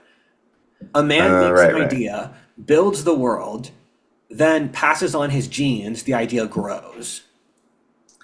And so the feminine is the material and the male is the Yes, ideal, right? Amaury likes, and I want to bring up Amaury for another reason. Amaury said that there's a certain irony that men can make with their minds and women can make with their bodies, and neither sex can really do the other. You look at the men who build empires or scientific breakthroughs or religions, it's all men. Statistically, Hmm. if there are women, it's like 1%. And then women are the only sex that can create with their bodies, where men have to ejaculate into women. Oh, yeah. So men are set up to replicate the ideal or the culture, and women are set up to replicate the physical biology. And what I mean by that is that women set the physiological standard for women set the right hemisphere, men set the left hemisphere. Where women set up the physiological standard for their children, their children's emotional state, it sets up their physical bodies, make sure they're fed, make sure that they're like emotionally stable, provide reassurance, and then men set up the actual code for how they interface with their environment. Men explain Mm, them how to get a job, how to deal with people, how the world works, what are good ideas, and that sort of thing. yeah. Vision and um what so if the circle is feminine, the triangle is masculine, what is the eye again? The eye is perception. Perception. And so does that mean the eye, can you classify the eye as being material or ideal? Or is It's it the it's the eye of Shiva. so The eye it's of Shiva mm, is it's above your eye, and it's your ability to understand the innate character of things. So a wise, perceptive person can see a person, see a country, see many things, and then know what they're like in their internal software, not just their edges. A weak thinker only sees the external edges of things. A wise thinker models who they truly are. And so perception is the ability mm, to understand that. And so as you gain greater perception, you start to notice details that you wouldn't before, where our entire reality is infinitely complex. And the great chain of being exists in all things, where the great chain of being is a concept from medieval philosophy, from God to hell, higher to lower forms. So the great chain of being, or the tree of life, where they're similar but yet different, as you move up it, you are more grand, but you are also gooder, where you have to be a certain ratio of good to move up the great chain of being. Where, as an example, the right hand wins in the long term, the left hand wins in the short term. People pick left hand strategies to get short term gains to overpower the right hand, which is a long term advantage because it's more generative. America won the industrial age because we had a more organic social structure, which didn't backfire on us. Because at a certain level of technological or sociological development, you have to have a certain level of maturity. So as you move up the great chain of being, you become more perceptive, you become more complex, you become more moral. But then there's a constant choice. Are you going to choose good or evil? And as you gain more power or responsibility, the importance of your choice to choose good or evil gets stronger. And so, what I'm trying to say here is that in any given place, the higher forces in the great chain of being negate the lower forces. As an example, the country of France can negate an individual, it can kill them. hmm. Saturn, if a comet strikes an Earth, it negates France. So you have different forces of differing levels of power, and if it's a higher level of power or development, it requires a greater degree of complexity and responsibility. But it can also choose to be immoral, but there's a higher cost to doing it. But in the room I'm in, and this is one of the things Houston Smith speaks about very well, that there is the cells, and universe is infinitely small if you dig into it. Hmm. For the cells in my hand, they all have their own existence inside me. And I don't know what their relationship to me is. It must be pretty interesting. But then there's higher forms where we relate to our nations and we're spawned by our nations. Our nation's existence is necessary for our existence. So you move up. And so once you're more perceptive, you can relate to your environment in ways that others do not understand, which helps you improve. Yeah, right. You can see the hidden substructure, which is like the race car driver analogy. When you're going at that speed, those speeds, you're not actually looking at just simply looking at the road. You're looking for like a telephone pole or a tree or a landmarker and then Yeah. estimating timing and then knowing the angle you need to do on your steering wheel. You're operating on a different level of higher level of abstraction to be able to accomplish more. Yes. Um, so there's there's like four cores for mystic traditions, where you have the shamanic tradition, which exists across the whole world. And most Ice Age cultures had shamanism. People get stuck in these sort of mental categorization boxes where they think of hunter-gatherer cultures, where when you read a history of the world, they'll have a singular chapter on hunter-gatherers. But 99% of Mm, human history was spent at the hunter-gatherer stage. And also because the scale of human societies was smaller, you could have 500 distinct tribes in the greater Los Angeles metro area. So when I say that shamanism was popular around the world, I don't want to underscore the enormous differences across these cultures, but from our perspective, it's distant enough. We all say it's shamanism or animism. And for example, African voodoo, and there's a Joseph Campbell talks about the tropical belt, where mm. Southeast Asia, India, Africa have broader cultural similarities um, that stem from Ice Age diasporas. Um, and so voodoo is it's a very strange tradition. Yeah, that's all I'll say. Voodoo is one of the strangest of any of these I've studied. But to go through spiral dynamics, level one is an animal level. In each of these levels, you go up tiers of consciousness, so you get higher levels of perception. Tier two is the basic tribal level. It's the archaic civilization of every single thing I interface with is part of my mystic worldview. Where if I like the creek is a god, this glass of water could be a god, and so in the archaic level, just we're it moves past the religion of the hunter, which is basically we're one of the animals, to we are part of like Mother Nature's equation. In archaic civilizations, they're prone to human sacrifice, where the idea is that statistically we have to make sacrifices to the natural order in order to survive. So let's preempt this process, make sacrifices earlier, so we don't have to make sacrifices later. You can see how it's a complex enough concept for the level of development the society's at. It's like a retarded interpretation of higher consciousness level Yes. principle. And as Nietzsche said, mankind is a bridge. So we're going to look back on them as contempt, but don't, because they were doing the best they could at their civilizational level of development. And you should Mm. never like fuck with someone for trying their best. But And we're kind of getting pulled back down to those levels yeah, of yeah. consciousness, anyways, with what we're doing with His, sacrificing lives for the climate in a literal sense. yeah, history's not going to look kindly on this era of history. So I try to be nice to the other eras of history, so that the history doesn't judge me too I negatively. think about that with the boomers and then the next generations. um, yeah, exactly. Um, but oh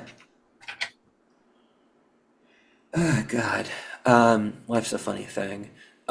But so the masculine revolution is the shift from two to three. That's around 1000 BC, and the masculine revolution is generally what killed human sacrifice across Eurasia. Once you get to the Axial Age, very few societies practiced human sacrifice because the masculine revolution is I'm going to dominate reality and make it to serve my interests. So think of Theseus or Gilgamesh or Indra or all of these heroes who master the natural environment for their own interests. The thing with that level is that it becomes highly predatory, and so you see a shift towards level 4 once you get empires of over like 10 million people. And so that shift is Assyria to Persia, or over the course of the Roman Empire, or over the course of the Greek empires, or from the shift from the Qin to the Han dynasty, or the rise of the Mauryans, where level 4 is the axial age religions, which is here's a rule book, follow the rule book, and you'll do well, because this is the will of God. Because what they were doing is they conceptualized the laws of the natural environment as God. And so when you have good advice, it's the will of God, because the will of God is when you perform an act, does it ultimately reward you? So they were operating at a fairly advanced level of sort of behavioral psychology, which we smear because we don't like their terminology. Interesting. That's similar to the other one in that it's kind of a retarded application of a higher level principle, but a more complex version. Yes, I don't want to shit on level 4s because they tend to win. Level 4 is the level you tend to circle back to because it's the social stabilization level. So level 4 is a more, you tend to go back to level 4 when you need to psychically recharge. So medieval Europe is a society where the elite was at level 5 and the population was at 4. And that worked out because the elite, which is level 5 is rationality, the elite could operate rationally and innovate. And Christianity has done a genius job at this. I don't think a lot of people really respect how the founders of the early church were just complete psychological geniuses. When I study Christianity, I'm just kind of in awe of how well parts of it are structured, just to deal with underlying human psychology or how societies work. Christianity is a vastly better understanding of human nature than modern society does. There's an author, he's a German-American, upper Midwest, big in the 50s. He wrote a book called The Different Archetypes of Mankind, and he says that Christianity has the best approximation of the human condition of any major world religion, and I agree. So you're saying God understands his creation better than modern materialist paradigm? Perhaps. Wow. No Perhaps. way. Yeah. And there, a lot of the world religions, once you really get into them, you have a profound respect for them. Hinduism is a religion I don't agree with, but I respect the hustle. Where of the 4 Eurasian spiritual traditions, so you've got no, I have to make 5. Sorry. So you have the 3 Western traditions, which are Platonism, the Hermetica, and Gnosticism. And Platonism is from Greece, and the Hermetica is from Egypt, which got standardized in a Greek worldview through the Greek conquest, and then the Gnostics are from Iraq. Then the Gnostics gobbled onto a bunch of other religions. Then you have the Indic tradition, which was the Brahmanistic tradition before the Buddha. Then India went through a nihilistic phase, and then the Buddha arose, and the Buddha was trying to exist outside of the Brahmanistic tradition. But then what ultimately happened is that the Brahmins took the best parts of Buddhism, then incorporated Buddhism into them, basically consuming it. And then Buddhism died out in India and spread across the rest of Asia, where it's this critical tension where both Buddhism and Hinduism are sort of incestuously mixed, but they're both encapsulations of the Indian tradition. And then you have Taoism in the East, which is the Chinese mystic tradition. And so for each of these, their societies carved out different sort of social compromises for how to relate to it. In China, it was that their society had Confucianism and Taoism as 2 religions, both of which are philosophies, where Taoism is Chinese alchemy, and the Taoists were instrumental in most Chinese mechanical and technological innovations, between gunpowder, between the compass, because Taoism is about mastering the natural world. And as China got less Taoist, it also got less innovative as the Neo-Confucian Renaissance of 1,000 years ago really gave China social conservatism that they didn't recover from, where the duality in China is the Taoist is very much the feminine, erratic nature, and the Confucian is the masculine order based. And so they've alternated between that. And in Chinese society, they don't have the Abrahamic concept of one God. And so in a man's public life, he could be a Taoist. In his public life, he could be a Confucian. And in his private life, he'd be a Taoist. So what the Chinese did is they picked two religions which believe the opposite things. And then you can alternate between believing which one according to context. And no one would give you crap if you were like a Taoist in your private life and a Confucian in your public life. So the Chinese were smart about basically creating two independent constellations they could jump between as a culture. Confucian in the street, Taoist in the sheets. Exactly. There is some Taoist. Okay.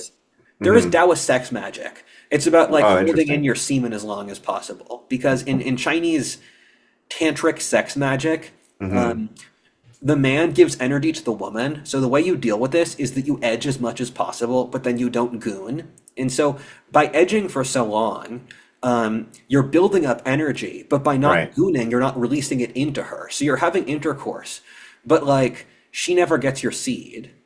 Always edge, never goon. Exactly. Remember that. This was definitely invented by some Chinese sage who was trying to get out of like impregnating a girl. Right. Like I know how this happened. Right, totally.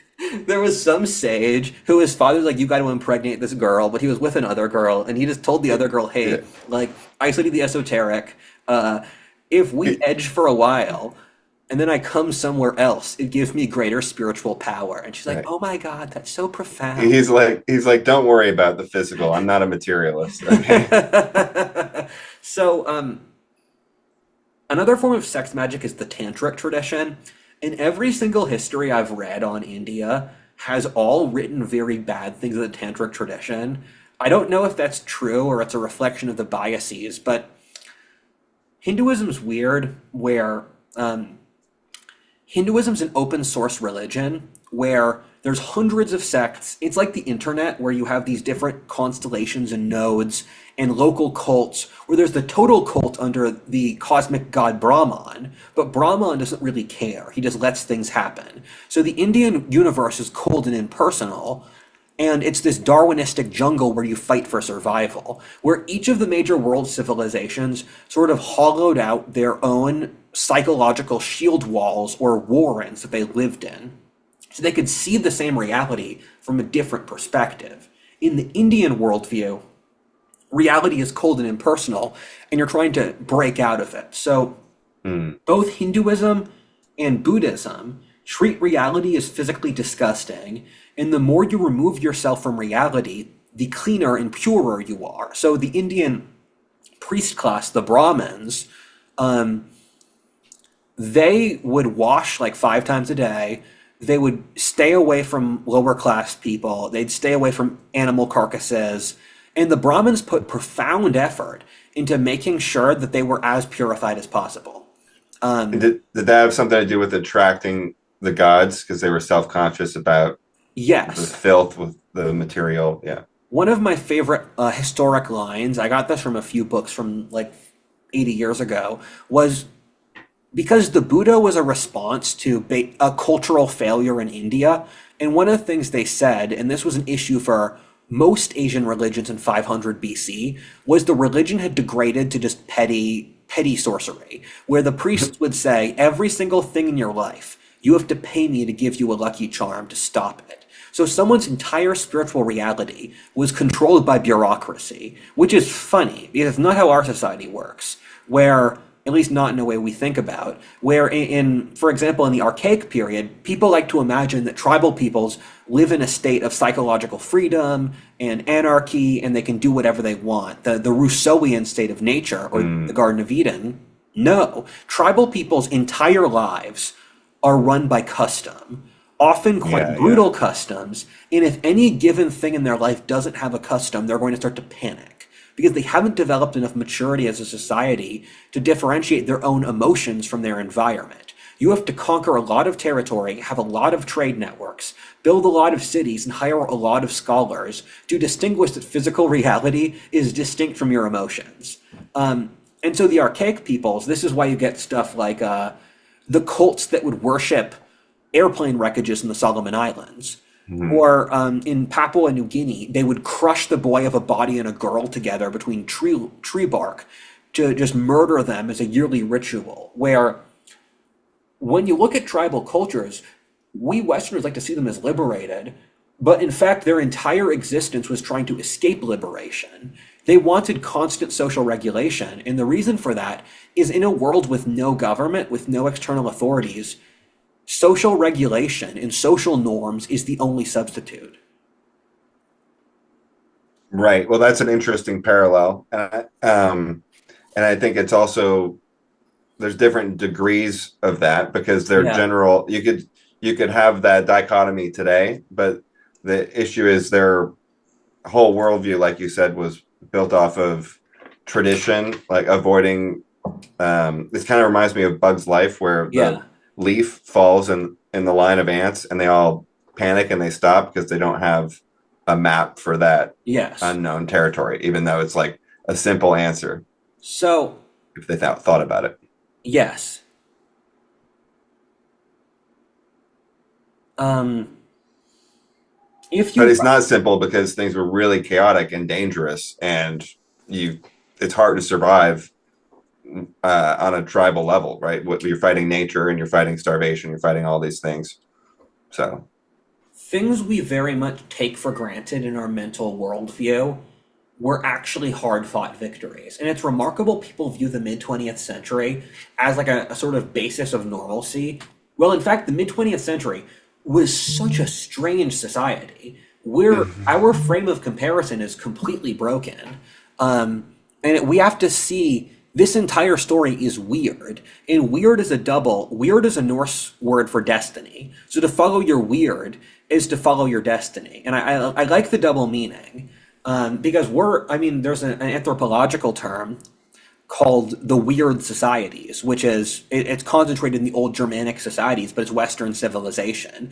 And anthropologists invented the acronym WEIRD because on every anthropological stat, Europeans are just off in their own separate dimension.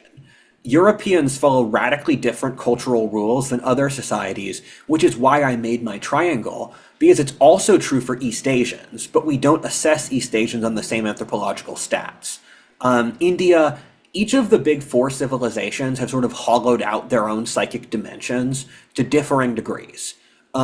Where India is really different from China, but it's not in metrics that we think about. In a lot of ways, India and China, out of the big four Eurasian civilizations, are the two that are furthest apart. Because in India, the religion won, and in China, the state won. So they're using opposite social organization techniques.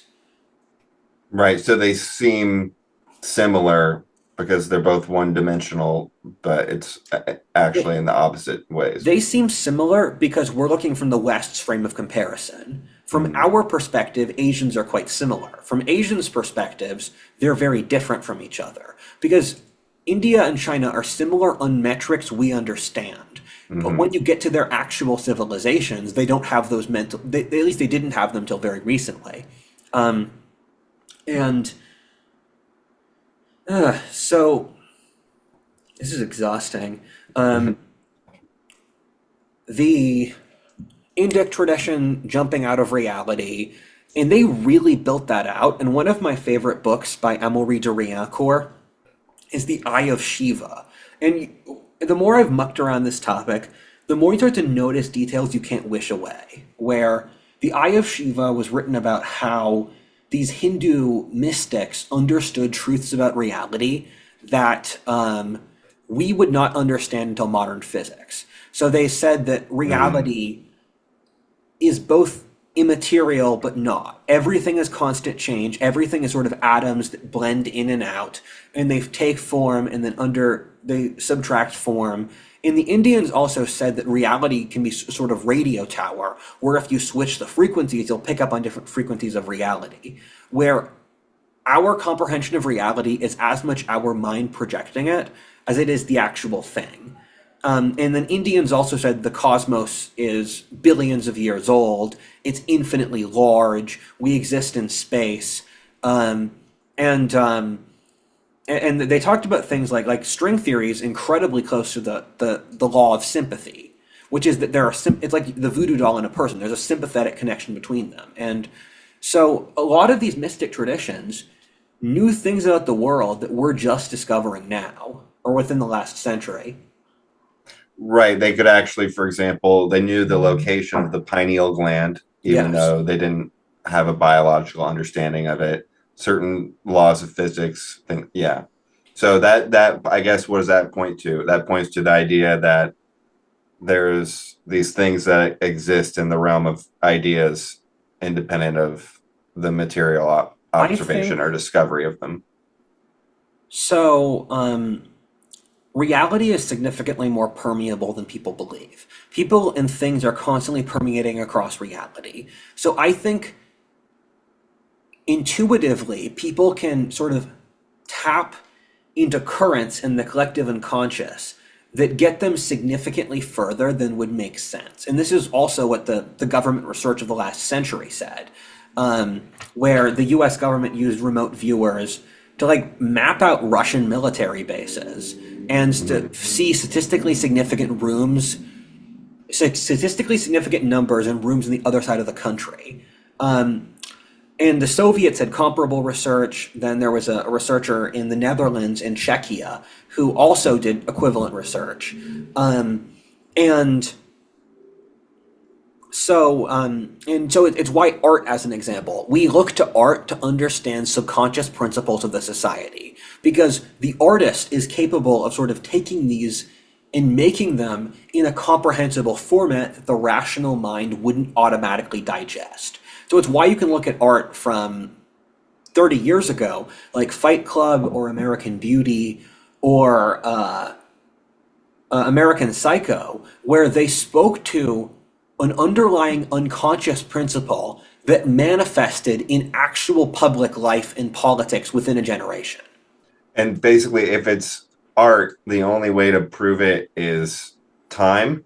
Because Yeah. what this dichotomy is like someone who's really good at coming up with an accurate theory or conclusion versus someone who's really good at demonstrating that in a research paper. Yes, And exactly. some then people vary on those skills, and then you have the combination of it, which is the the rationalization of your Yes.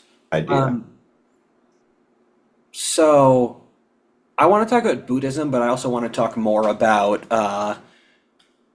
these mystics being able to relate to figure out things in the ancient world that we wouldn't know today, that we only figured out with science. But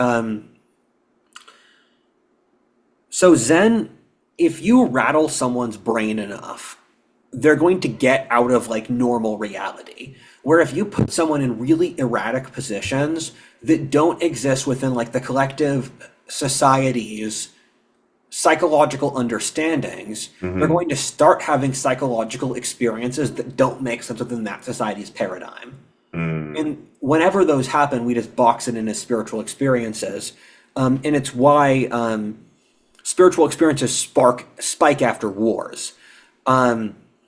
But Zen Buddhism is interesting, and it's also interesting that Zen is the most popular form of non-Western religion in the West today, because in a lot of ways Zen is anti-Western, Mm. where it's reality is innately irrational, except that reality is irrational and roll with it. So what Zen teachers do is they basically grab your head and just shake it till you give up. And so it's why the Japanese rarely have ideological issues because Zen was really popular in East Asia when Japan was developing. So Japan as a society in the High Middle Ages installed all of these Zen teachings in their society. So Zen has had an impact on Japan it hasn't had anywhere else in the world. So part of the reason the Japanese are so good at stuff like mechanical things or art or whatever is that their entire ruling class for centuries were trained forget your physical mind, relate to the actual thing. Because that's the teaching of Zen. Zen teachers, they're like, you should control your habits on a daily basis so you don't think as much as possible, because you attain a power of irrationality, which is useful in its own right. As an example, the samurai, he fights to the death because you had Zen samurai, where the Buddhists, which taught a religion of peace and nihilism and that stuff. It's so interesting how the Buddha was sort of an anti-religious figure, where in India he said, I don't care if the gods exist. This is the practical philosophy. If it works, it works. Then in East Asia, it became a full-out religion with demons and gods and a cosmology and all that stuff. But so just complete religious transfer from Theravada to Mahayana Buddhism. No, Buddha wasn't Theravada. They were in the original to Mahayana. But in Japan, they built out a polarity of, we are going to train these warriors on Zen so they can attain a perfect state of chill so that they can truly go hard. So it's basically like, don't think too hard, just do it. Yeah, yeah. It's a more advanced concept than that, but yes. Often the most advanced concepts sound really facile and stupid if stated in the wrong way. But Or if stated in the right way, right? Because yes. like that's Whoa. high, like being smart is being able to like simplify things to a level where they sound retardedly obvious, Yes. self-obvious. And the wise man is capable of using perception to see what is retarded masking as smart and what is actually retarded. Yeah, because they're painted the same color. Yes, and sometimes you have to be retarded on purpose. And there must be equal retardation to intelligence in your mind to create balance, Whoa. which is why I say it's why I'm a dinosaur. Yeah, for as much intelligence, you need that balance of retardation. Yeah. Exactly. What would a young John Stamos do? So, Zen Buddhism, ramifications on the Western tradition. The three Western mystic traditions are they're Gnosticism, the Hermetica, and Platonism. Christianity is a mystic religion in that Christ was a mystic. That's how he communicated with God. It's funny, I find with a lot of Christians, they'll be like, Christ was the Son of God, or all these different things. And I'll be like, okay, so he wasn't a mystic. I'm thinking, if he's talking to God, he's a mystic. It's by definition. And the way And they think you're disputing whether he's the son of God yeah, which I'm because you're not. saying he's talking to God. Yes, if you're talking to God, that's a mystic thing, and so he would be by definition. He would just be. It's just he entered onto a completely different tier Right. than everyone else. It's easier and it's on a different level of communication. Yes, But it's exactly. categorically the same in that way. Yes, and it's funny. The Jewish records of the time said one of the few records of Christ of that era. It said Yeshua ben Nazareth. He was a sorcerer who disturbed the peace. Oh, and if it was God experiencing God how a human would experience God, then you could imagine it as being actually even more similar to how we interact with the spirit world. Still like a higher level, but Yes. because that's So part of the Jesus thing, right? Is to God experience humanity. the thing with the cross is and world religions tend to be doing what they're doing very literally. Like when you understand these things, it's the whole meme of its symbolism to its literal, where you'll be like, oh, the symbolism's so beautiful, and then you accept that it's like the symbolism is such an accurate representation of my life, I live it, and so the cross is there's terrestrial existence, which is this line, and then the line that goes up is moving you towards the kingdom of heaven. So it's a mechanism to get you towards the kingdom of heaven. Mm. It's not. It doesn't have other inbuilt mechanisms for the other really weird stuff that you can see in the spirit world, which is why when Christianity became the dominant religion, it pulled on Platonism and Hermeticism so strongly, where Platonism was its built-in structure once it took over. And then Hermeticism became this force afterwards, where there was some Hermetic influence early in Christianity, and then it kicked in more so with the Renaissance. And we've spoken about Platonism already, and Platonism had enormous impacts where, for example, the Islamic state of Iran is a Platonist society because modern Islamic philosophy is Platonist because it's the idea the ideal controls the material, where Islam had its own battle between Aristotle and Plato, where Plato won, and in the West, Aristotle won. So these figures in 1970s and 80s Iran who were building the Islamic constitution, because keep in mind, the Islamic fundamentalists, they are like the communists in their society. They're not manifestations of an older traditional religion. They're a new messianic, modernist version of Islam that is wildly opposed to what Islam looked like 200 years ago. Or what It's very much about the state. They incorporate Yes. like the president of Syria incorporates language about the state and the responsibility of the state versus So what the Kurds should do. Yeah. there's two things. In the Middle East, there's a conflict between uh, I just read a really fascinating book by Bulliet where there's the bunker regime. So Syria is a bunker regime. They're westernized and they're actually Bonapartist, where Napoleon's conquest of Egypt caused the spread of Bonapartism across the Middle East, where Muhammad Ali, the leader of Egypt, he was a Bonapartist. And so when they look to the West, they're like, we're going to modernize, we're going to secularize, we're going to have an absolutist state. And so they're Western, but they're not a form of Western we think of. And then Iran is part of that messianic Islamic religious radical tradition. And that formed actually as a reaction to the bunker regimes. The West colonized the Middle East, established the bunker regimes. Then over the 20th century, starting initially with the Muslim Brotherhood, messianic religious fundamentalism arose. And a lot of that was Quranic extremism, where they threw away all the hadiths, where the hadiths were the casual sayings of the Prophet, to go for pure Quranic radicalism. But it's useful to see the Taliban or Iran's regime as Puritans to normal Muslims. So in the same way we might look at the Puritans or certain sects of Christianity as like those guys have no chill, that's how the rest of the Muslim world sees the 20th century and 21st century radicals. Right, which is funny because Iran originally was kind of the ultimate bunker machine, which is Yes. they were the most liberalized, and maybe that's why they had that backlash. Most Besides, polarity, man. besides obviously all the other implications and the U.S. support for it, there was something there, and like the polarity, exactly. It's the polarity principle. Yeah.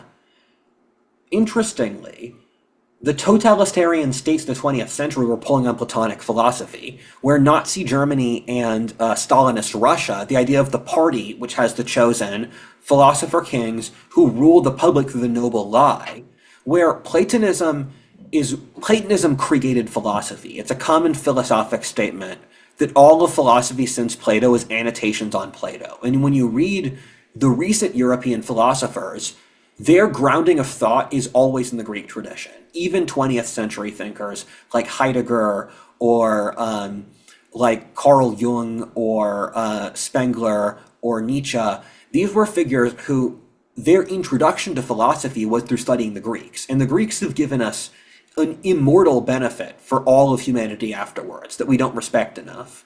And so Platonism is really good at creating rationality, but it also succumbs to the tyranny of the mind, where the rational mind has a series of bugs that hurt it.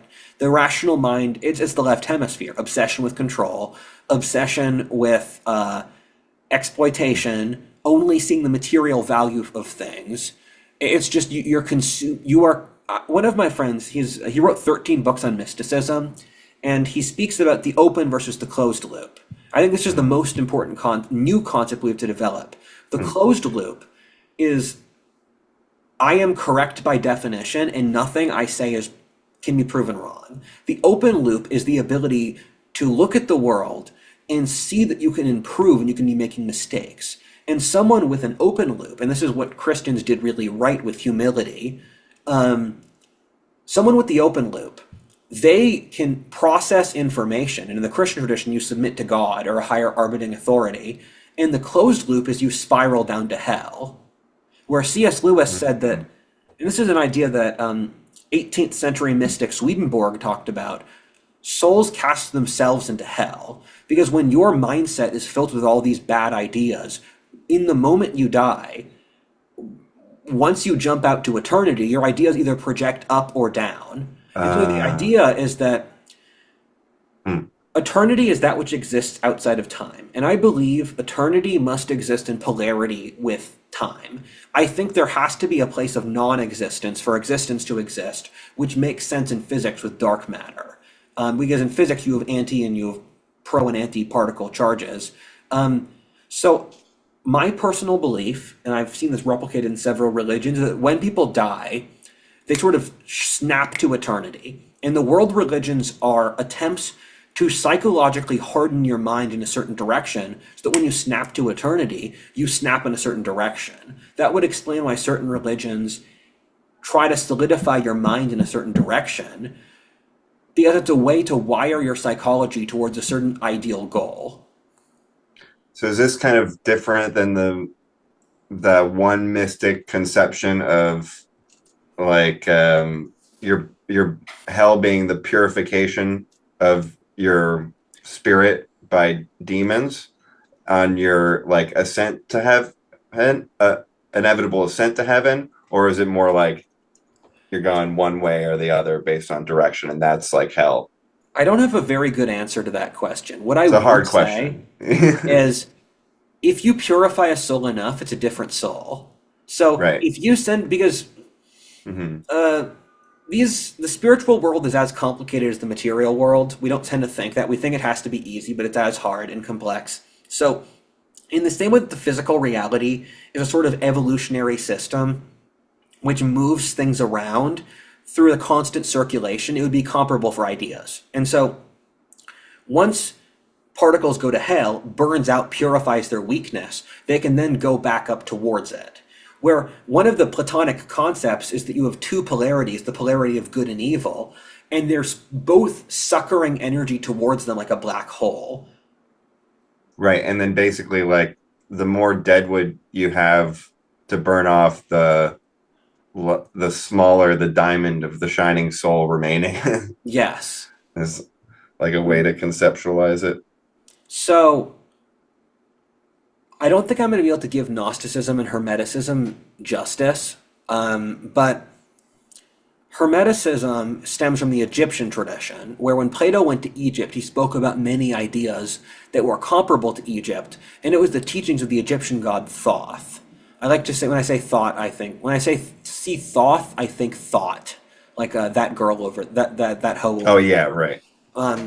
What do Aristotle and Lil Wayne have in common? They both have a thought process.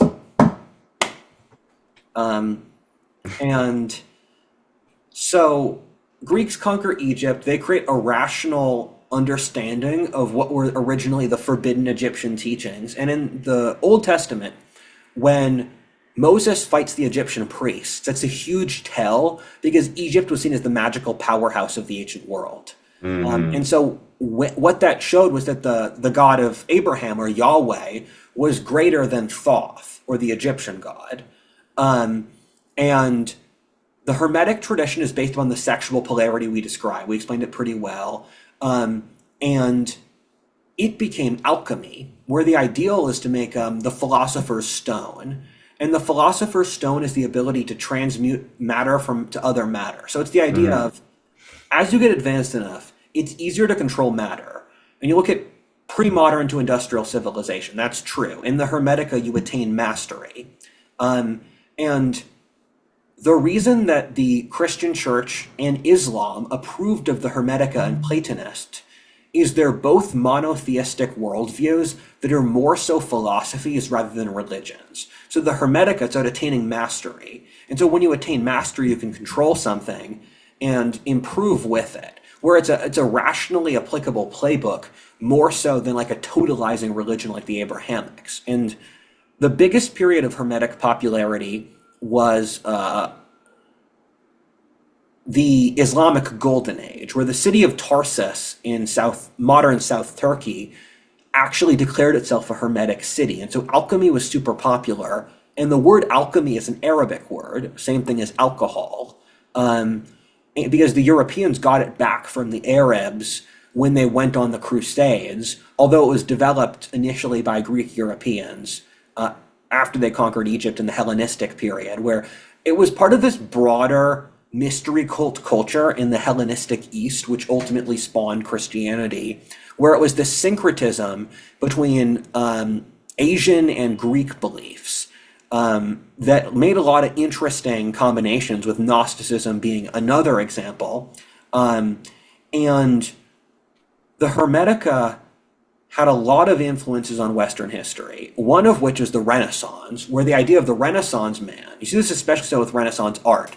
Leonardo da Vinci's The Vitruvian Man is a Hermetic symbol, because in the Hermetica, the physical body is where you relapse to when you can't deal with psychological changes. So the Hermetica is a changing what mental dimension you operate in, and the way you do that is to trust your physical body and embody yourself. So if you're having psychological issues, you resort to your body, and then if you have mental issues, solve it with your mind.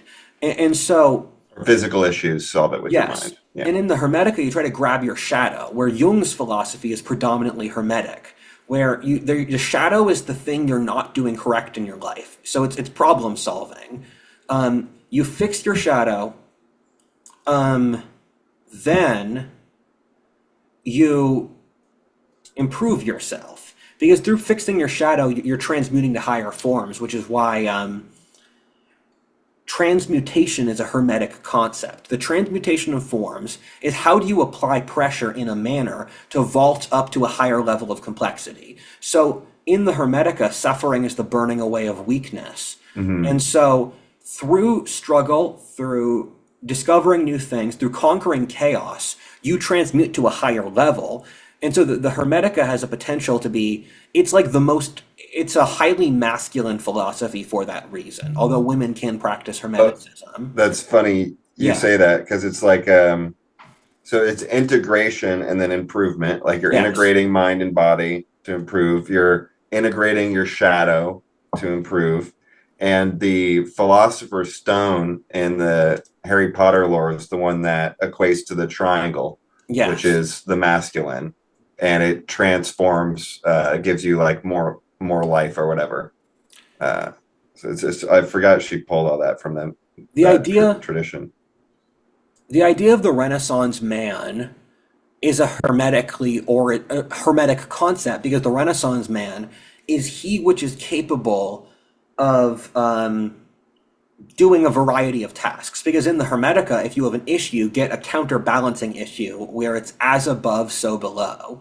And in that philosophy, you must have pure evil to have pure good, because there must be balance and polarity. So the ideal of the Renaissance man is he is a higher man, because he is capable of doing many things and he has worked on his deficiencies. So if he's too intellectual, he gets into athletics.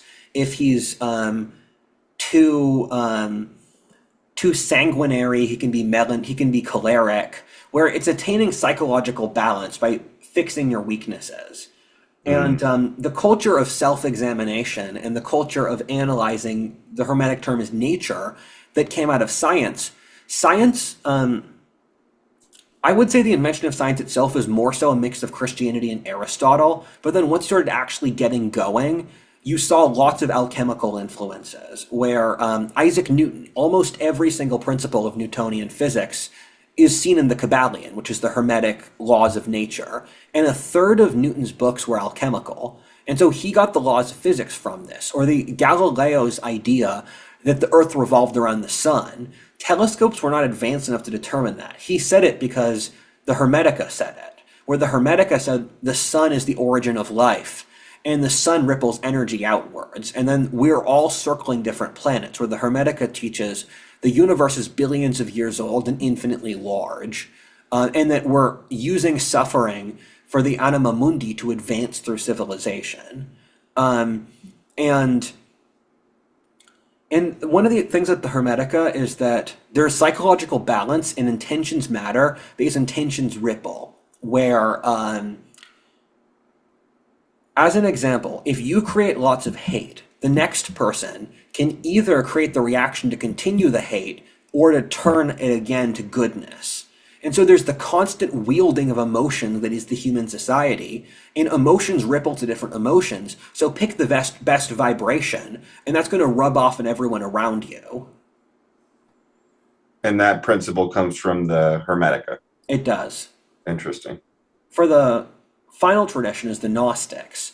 And the Gnostics are interesting because they ostensibly won the modern era, where Gnosticism stems from Iraq. And it's a comparable origin to the Kabbalah, where the Kabbalah is Jewish mysticism. And the Kabbalah formed when the Jews were in exile in Babylon. And they took on the attributes of Babylonian mysticism, where Kabbalic mysticism, the Jews are really into numerology, which apparently AIs discovered numerology is real because AIs will send messages to each other using certain code words, and then another AI can interpret that. So numerology is the equation, the simulation uses numbers to communicate points to us. So Jewish mysticism is them obsessively reading religious texts to correlate numeric patterns to see into the mind of God. And you can see why this would give the Jews abilities in basically numeric fields, like finance. It's training the same skill because the Jewish rabbis were often polygamous, and they were training these traits in. And you have anything you want to say about that? Well, is that kind of like Aristotle trying to reverse engineer the material to discover the ideal? Yes.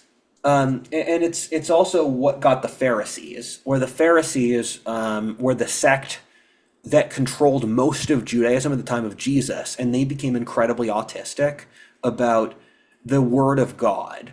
And then Jesus was an Essene. He was part of like a more of a hippie tradition that thought it's like the meaning man. It's not the law. The Gnostics, they're complex because they were not capable of forming their own religion, where Gnosticism manifested as elements of other religions. So you had Christian Gnostics, you had Jewish Gnostics, you had Hermetic Gnostics, and you had even in classical civilization. So it's an idea that came out of Babylon. And the implicit idea in Gnosticism is you flip God and the devil. So Right.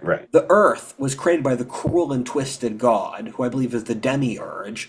And then you have to rebel against the world because the devil who gave us the fruit of knowledge in the Garden of Eden is the good guy. So you have to hear the forbidden knowledge. And the forbidden knowledge is that we are God, and the more that we accept that we are God or gain the nous, the more we improve, and we can break the shackles of tyranny of this evil demon who is controlling reality. So the Gnostics are very good at grappling onto other religions, and what they do is they'll take the structure of that religion and then flip it while saying they're the same religion. So they'll say, for Christianity as an example, they'll say Christ was serving the serpent in the garden. We are the real Christians because the serpent in the garden is the real God. The person who controls the earth is the evil God. When the Gnostics infiltrated the Hermetica, the way to distinguish between Hermetic Gnostics and other types of Hermetics is whether they hate the body. Normal sects of Hermetics think that the human body is good and that the growth of life is innately good. Gnostic Hermetics believe that life is bad, and so you should leave the physical body. And it's interesting that lots of major world religions take on seemingly anti-life attitudes. They'll say life is bad or this earth is cruel or twisted. But once they accept the initial bad thing, they're pretty good at propagating civilization because they've like eaten their veggies first. And then when you get, and reputable historians say that the modern totalitarian movements are descendants of the Gnostics. Between the Nazis and the communists, where Billington, the big author of Fire in the Minds of Men, who wrote out early leftism, and I got this from a few other authors as well, that the left emerged from occult associations in 18th and 19th century Europe because political radicals hung in the same social circles as religious radicals because education was religiously based. And so they were all mixed together. And people talk about the Illuminati, which was a fairly obscure atheist association for German intellectuals in like Bavaria and Austria. And the way the Illuminati worked is that they had no secret truth, and so they would pretend there's a secret truth. But then the higher you go in the hierarchy, the more likely they're to tell you that there is no truth. The secret of these organizations is a joke. So that's nihilism. The Illuminati died within a generation, so it's insignificant. But the irony is that the breakup of the Illuminati caused this Darwinistic selection period in Central Europe, which Nazism and communism and all these ideologies stemmed from, because you saw the growth of this nihilism.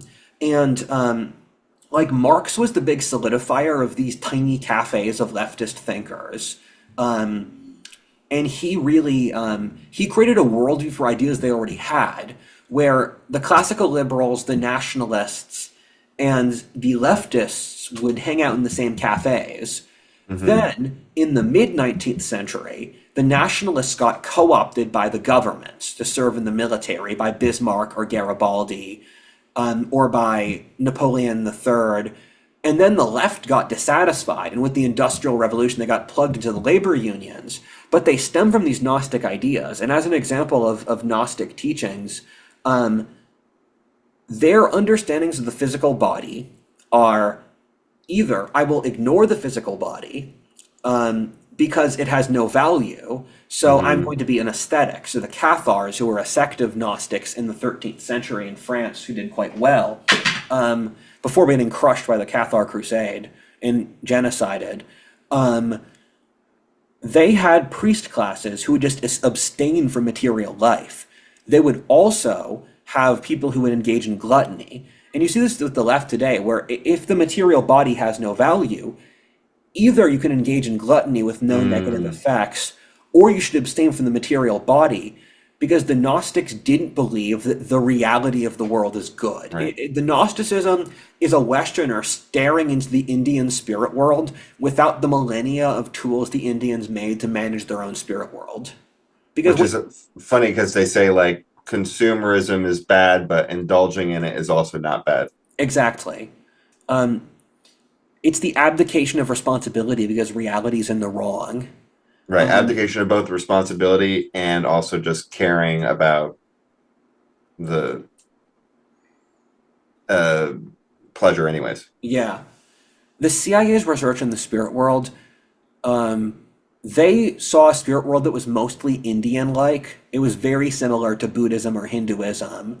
And then they saw there was the Abrahamic spirit world. But the Abrahamic spirit world was based off faith. And they didn't have enough faith to like do that.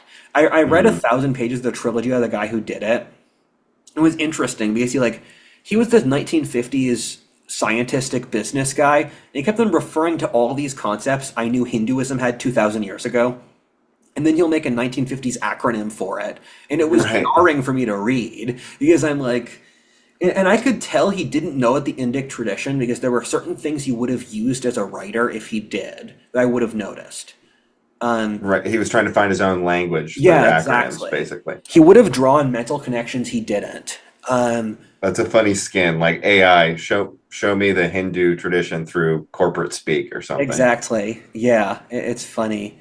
The thing with Gnostics as well is lots of people don't get Gnosticism right because there's multiple terms. There's the Gnos as the spiritual knowledge, and then there's the Gnosticism as the religion that I describe. People use them interchangeably, so when I talk to people, I try to get a read. Are they talking about Gnosticism or like attaining spiritual enlightenment or this specific ideological cadre? The other thing is that Gnostics were purposely sort of obfuscating their own ideology. because because for I mean it's just what because it doesn't matter. yeah, it's their And shtick. It's what they right. do. And so, like, you'll see Gnostic sects of other religions where the fathers of the church spent 200 years crushing Gnostic sects in the start, where Gnosticism nearly overtook Christianity. And that was paralleled in a lot of other religions. There were also Jewish Gnostic sects. And so it's hard to tell because lots of people who say they're into Gnosticism, they're really into spiritual evolution, which is a concept that I of course, condone Which is completely. totally different because the Yes, Gnosticism is about the material and yes, like being subjectivist about the ideal, right? To the point where you lose it, which is like why you have the death of God and then the Nazis being yes, associated with Gnosticism because yes. they lose the ideal, um, replaced Like with the subjective power games, etc. James Lindsay uses Gnostic as synonymous for mystic, and because James Lindsay is such an important figure, I've had to do like so much cleanup around that because lots of people who because Lindsay did a really good job of showing Gnosticism as the originator of a lot of totalitarian ideologies. Um, but then he says Oh, that he like actually does make the distinction between nous and nos. I've yes, heard he him does. define them separately, But but then okay, so go ahead. what he says is that Gnosticism is discerning your own spiritual experience from your own personal religious experiences. And I'm like, no, that's every religion if practiced correctly. Mm, And he's uh, making the subjectivist parallel to that yes. concept. And so what he's done is he's thrown all the other major disciplines under the bus under the Gnostic label. And I don't think he's doing this out of ill will. I just don't think this is. I'm not going to fault him too hard. This isn't his like mental wheelhouse. So it makes sense because like he doesn't you're limiting people's experience and interaction with the spirit world by having Yeah, kind of an absolute perception of the subjectivity of that experience as being bad, but yes, it's having subjective experiences within the spirit world is different than replacing the ideal with exactly. subjectivity. Where in all of these traditions, there's the moment of nos, which is the spiritual realization. But then you have to ground yourself in physical reality. And so you hold on to those moments because they're beautiful and they're often quite deep. But then if you hold on to that moment, irrespective of the rest of human reality, things are going to get ugly. Right. And it's basically the kind of yeah, it's the reaction like don't touch this thing at all. It's Yeah, dangerous versus like chill be able to manage it through chill vibes. exactly. Um, and the final thing is the death of mysticism, which occurred in the 17th century, where the founders of science were all interested in mysticism, which I've said before, between Isaac Newton, John Dee, um, then Galileo, Leonardo da Vinci, the Bacons. There were two English Bacon philosophers, both who were into mysticism. In the Islamic Golden Age, a lot of their philosophers were Sufis. I feel so bad I didn't talk to the Sufis. They're the Islamic mystic tradition, but they're pulling on a Platonist route, which is why I shoved them in that category. There's also a Christian mystic tradition, which is very strong as well. And so 17th century, after the 30 Years' War, you saw the understanding inside Europe on a sort of subconscious basis that we don't want to kill each other over religion anymore, where Europe lost nearly a third of its population due to religious wars or like things extenuated to religious wars. And so there was this understanding religion is a private personal thing. And then there's the material reality that science does. And Descartes was the guy who did this, where Descartes made the mind body distinction, which has caused a lot of issues for modernity. Because when the mind is completely severed from the body, first of all, it's a completely unrealistic understanding of reality. Hmm. Secondly, it means you can believe whatever you want in your head, and it doesn't need to have a relation with physical reality. So it creates this concept of this like artificial mental space that science filled, which is distinct from our spiritual understandings of how to relate to the environment. So we shot the mystic and then split science and religion in their own categories that could never talk to each other in. Right. And a weird mundane example of that is how we created these ideas that were separate from the material reality about food and Yeah. got really fat and are unhealthy, um, based on like ideas or science that was Yes. disconnected from actual real results or accuracy. Exactly. Because perception or wisdom is the way to bridge between science and religion. And once you shoot perception, which is shooting mysticism, is shooting the growth of perception, you've Mm-hmm. made human thought purely mechanical. But as our machines have gotten more advanced, we're going to have to train humans to think in ways that we can do that machines can't do. Because we have spent centuries training humans to think like machines because that was what did best. But now that the machines can do machine tasks better than humans, we have to train ourselves in how humans think.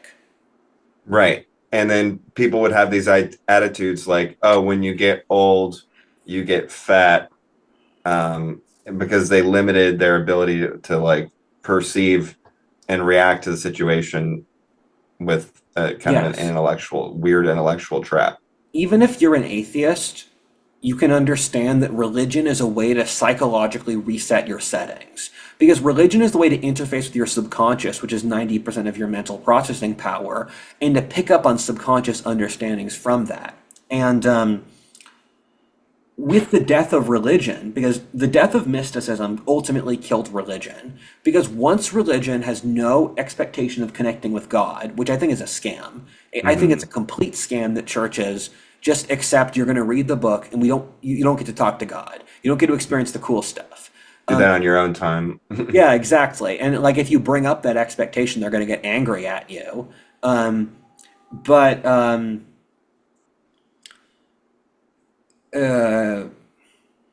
is the death of personal religious experiences killed religion for the public because if you keep telling people that God exists abstractly but not in your personal life, people are going to process that as God doesn't exist at all. And so Giorgiani is like a right-wing schizo who wrote a really brilliant book called Prometheus and Atlas. And he talks about how a lot of the 17th and 18th centuries was an alliance by established churches with secular authorities that were going to shut down the mystic in exchange for either using textual religions or the ceremonies and the traditions or using mechanical science. What that is it split our concept of reality into this subjective private reality you're not allowed to question, which ultimately caused trans. Trans is the outgrowth of we have our own separate internal realities, don't question that. Mm-hmm. And then you have the material external world, which is scientific. So it made our entire external realities Right. controlled by these very dehumanized concepts of science with no place for human expectations or understandings.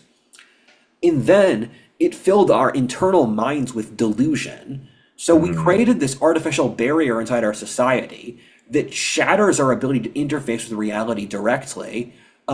And that's a natural trajectory for religious developments. It always happens that religions are established by a mystic, and then they bureaucratize what the mystic figured out, and Mm-hmm. the bureaucracy wins. And then you have another round. And so that's what the Reformation was, where the Reformation was an appeal to the mystic individual sense of Protestantism versus the Catholic bureaucracy and tradition. That's what the rise of Buddha was, that's what Christianity was. Over history, you see these rhythmic patterns where new mystic breakthrough for whatever that society's level of development is, and then it's equivalent to then it gets standardized and bureaucratized and it loses the spirit which energized it, and then the process restarts. And so it opens this question where Europe killed mysticism because it was politically convenient. Mm-hmm. Then uh, that trend had also been occurring in the rest of the world, where Chinese, Indian, Islamic religion had also become more bureaucratized. So when the Europeans sailed around Asia in the Age of Discovery, they were also looking at civilizations which were at a comparable level of spiritual development. And that's a whole different category. Why human societies tend to follow these patterns across the world at the same time, which is pretty consistent over history. Uh-huh. Then the breakthroughs of science and modernity created this vast disconnect from the rest of history, which we mentally extrapolated to mean that God was dead, but they did not actually mean that. So we took on the aesthetic of modernity without actually understanding the testing methods that modernity had used to understand those principles. Right, because we got overwhelmed by the material side. And I guess when you make the ideal subjective and the material real, that creates a barrier because they can no longer interact Yes, if they're different things. yes. Um, so that's all I have to say. Anything else? Um, I guess stay exploring and stay chill vibes. Exactly. The only way out is through. I don't want to make a philosophy video for a while. Like the last few videos have been too philosophical. Let's do the Mongolian Empire next. We'll get back to just some material horse riding and arrow shooting. Exactly. Sounds good. All Okay. right. Bye Catch bye. y'all later. Peace.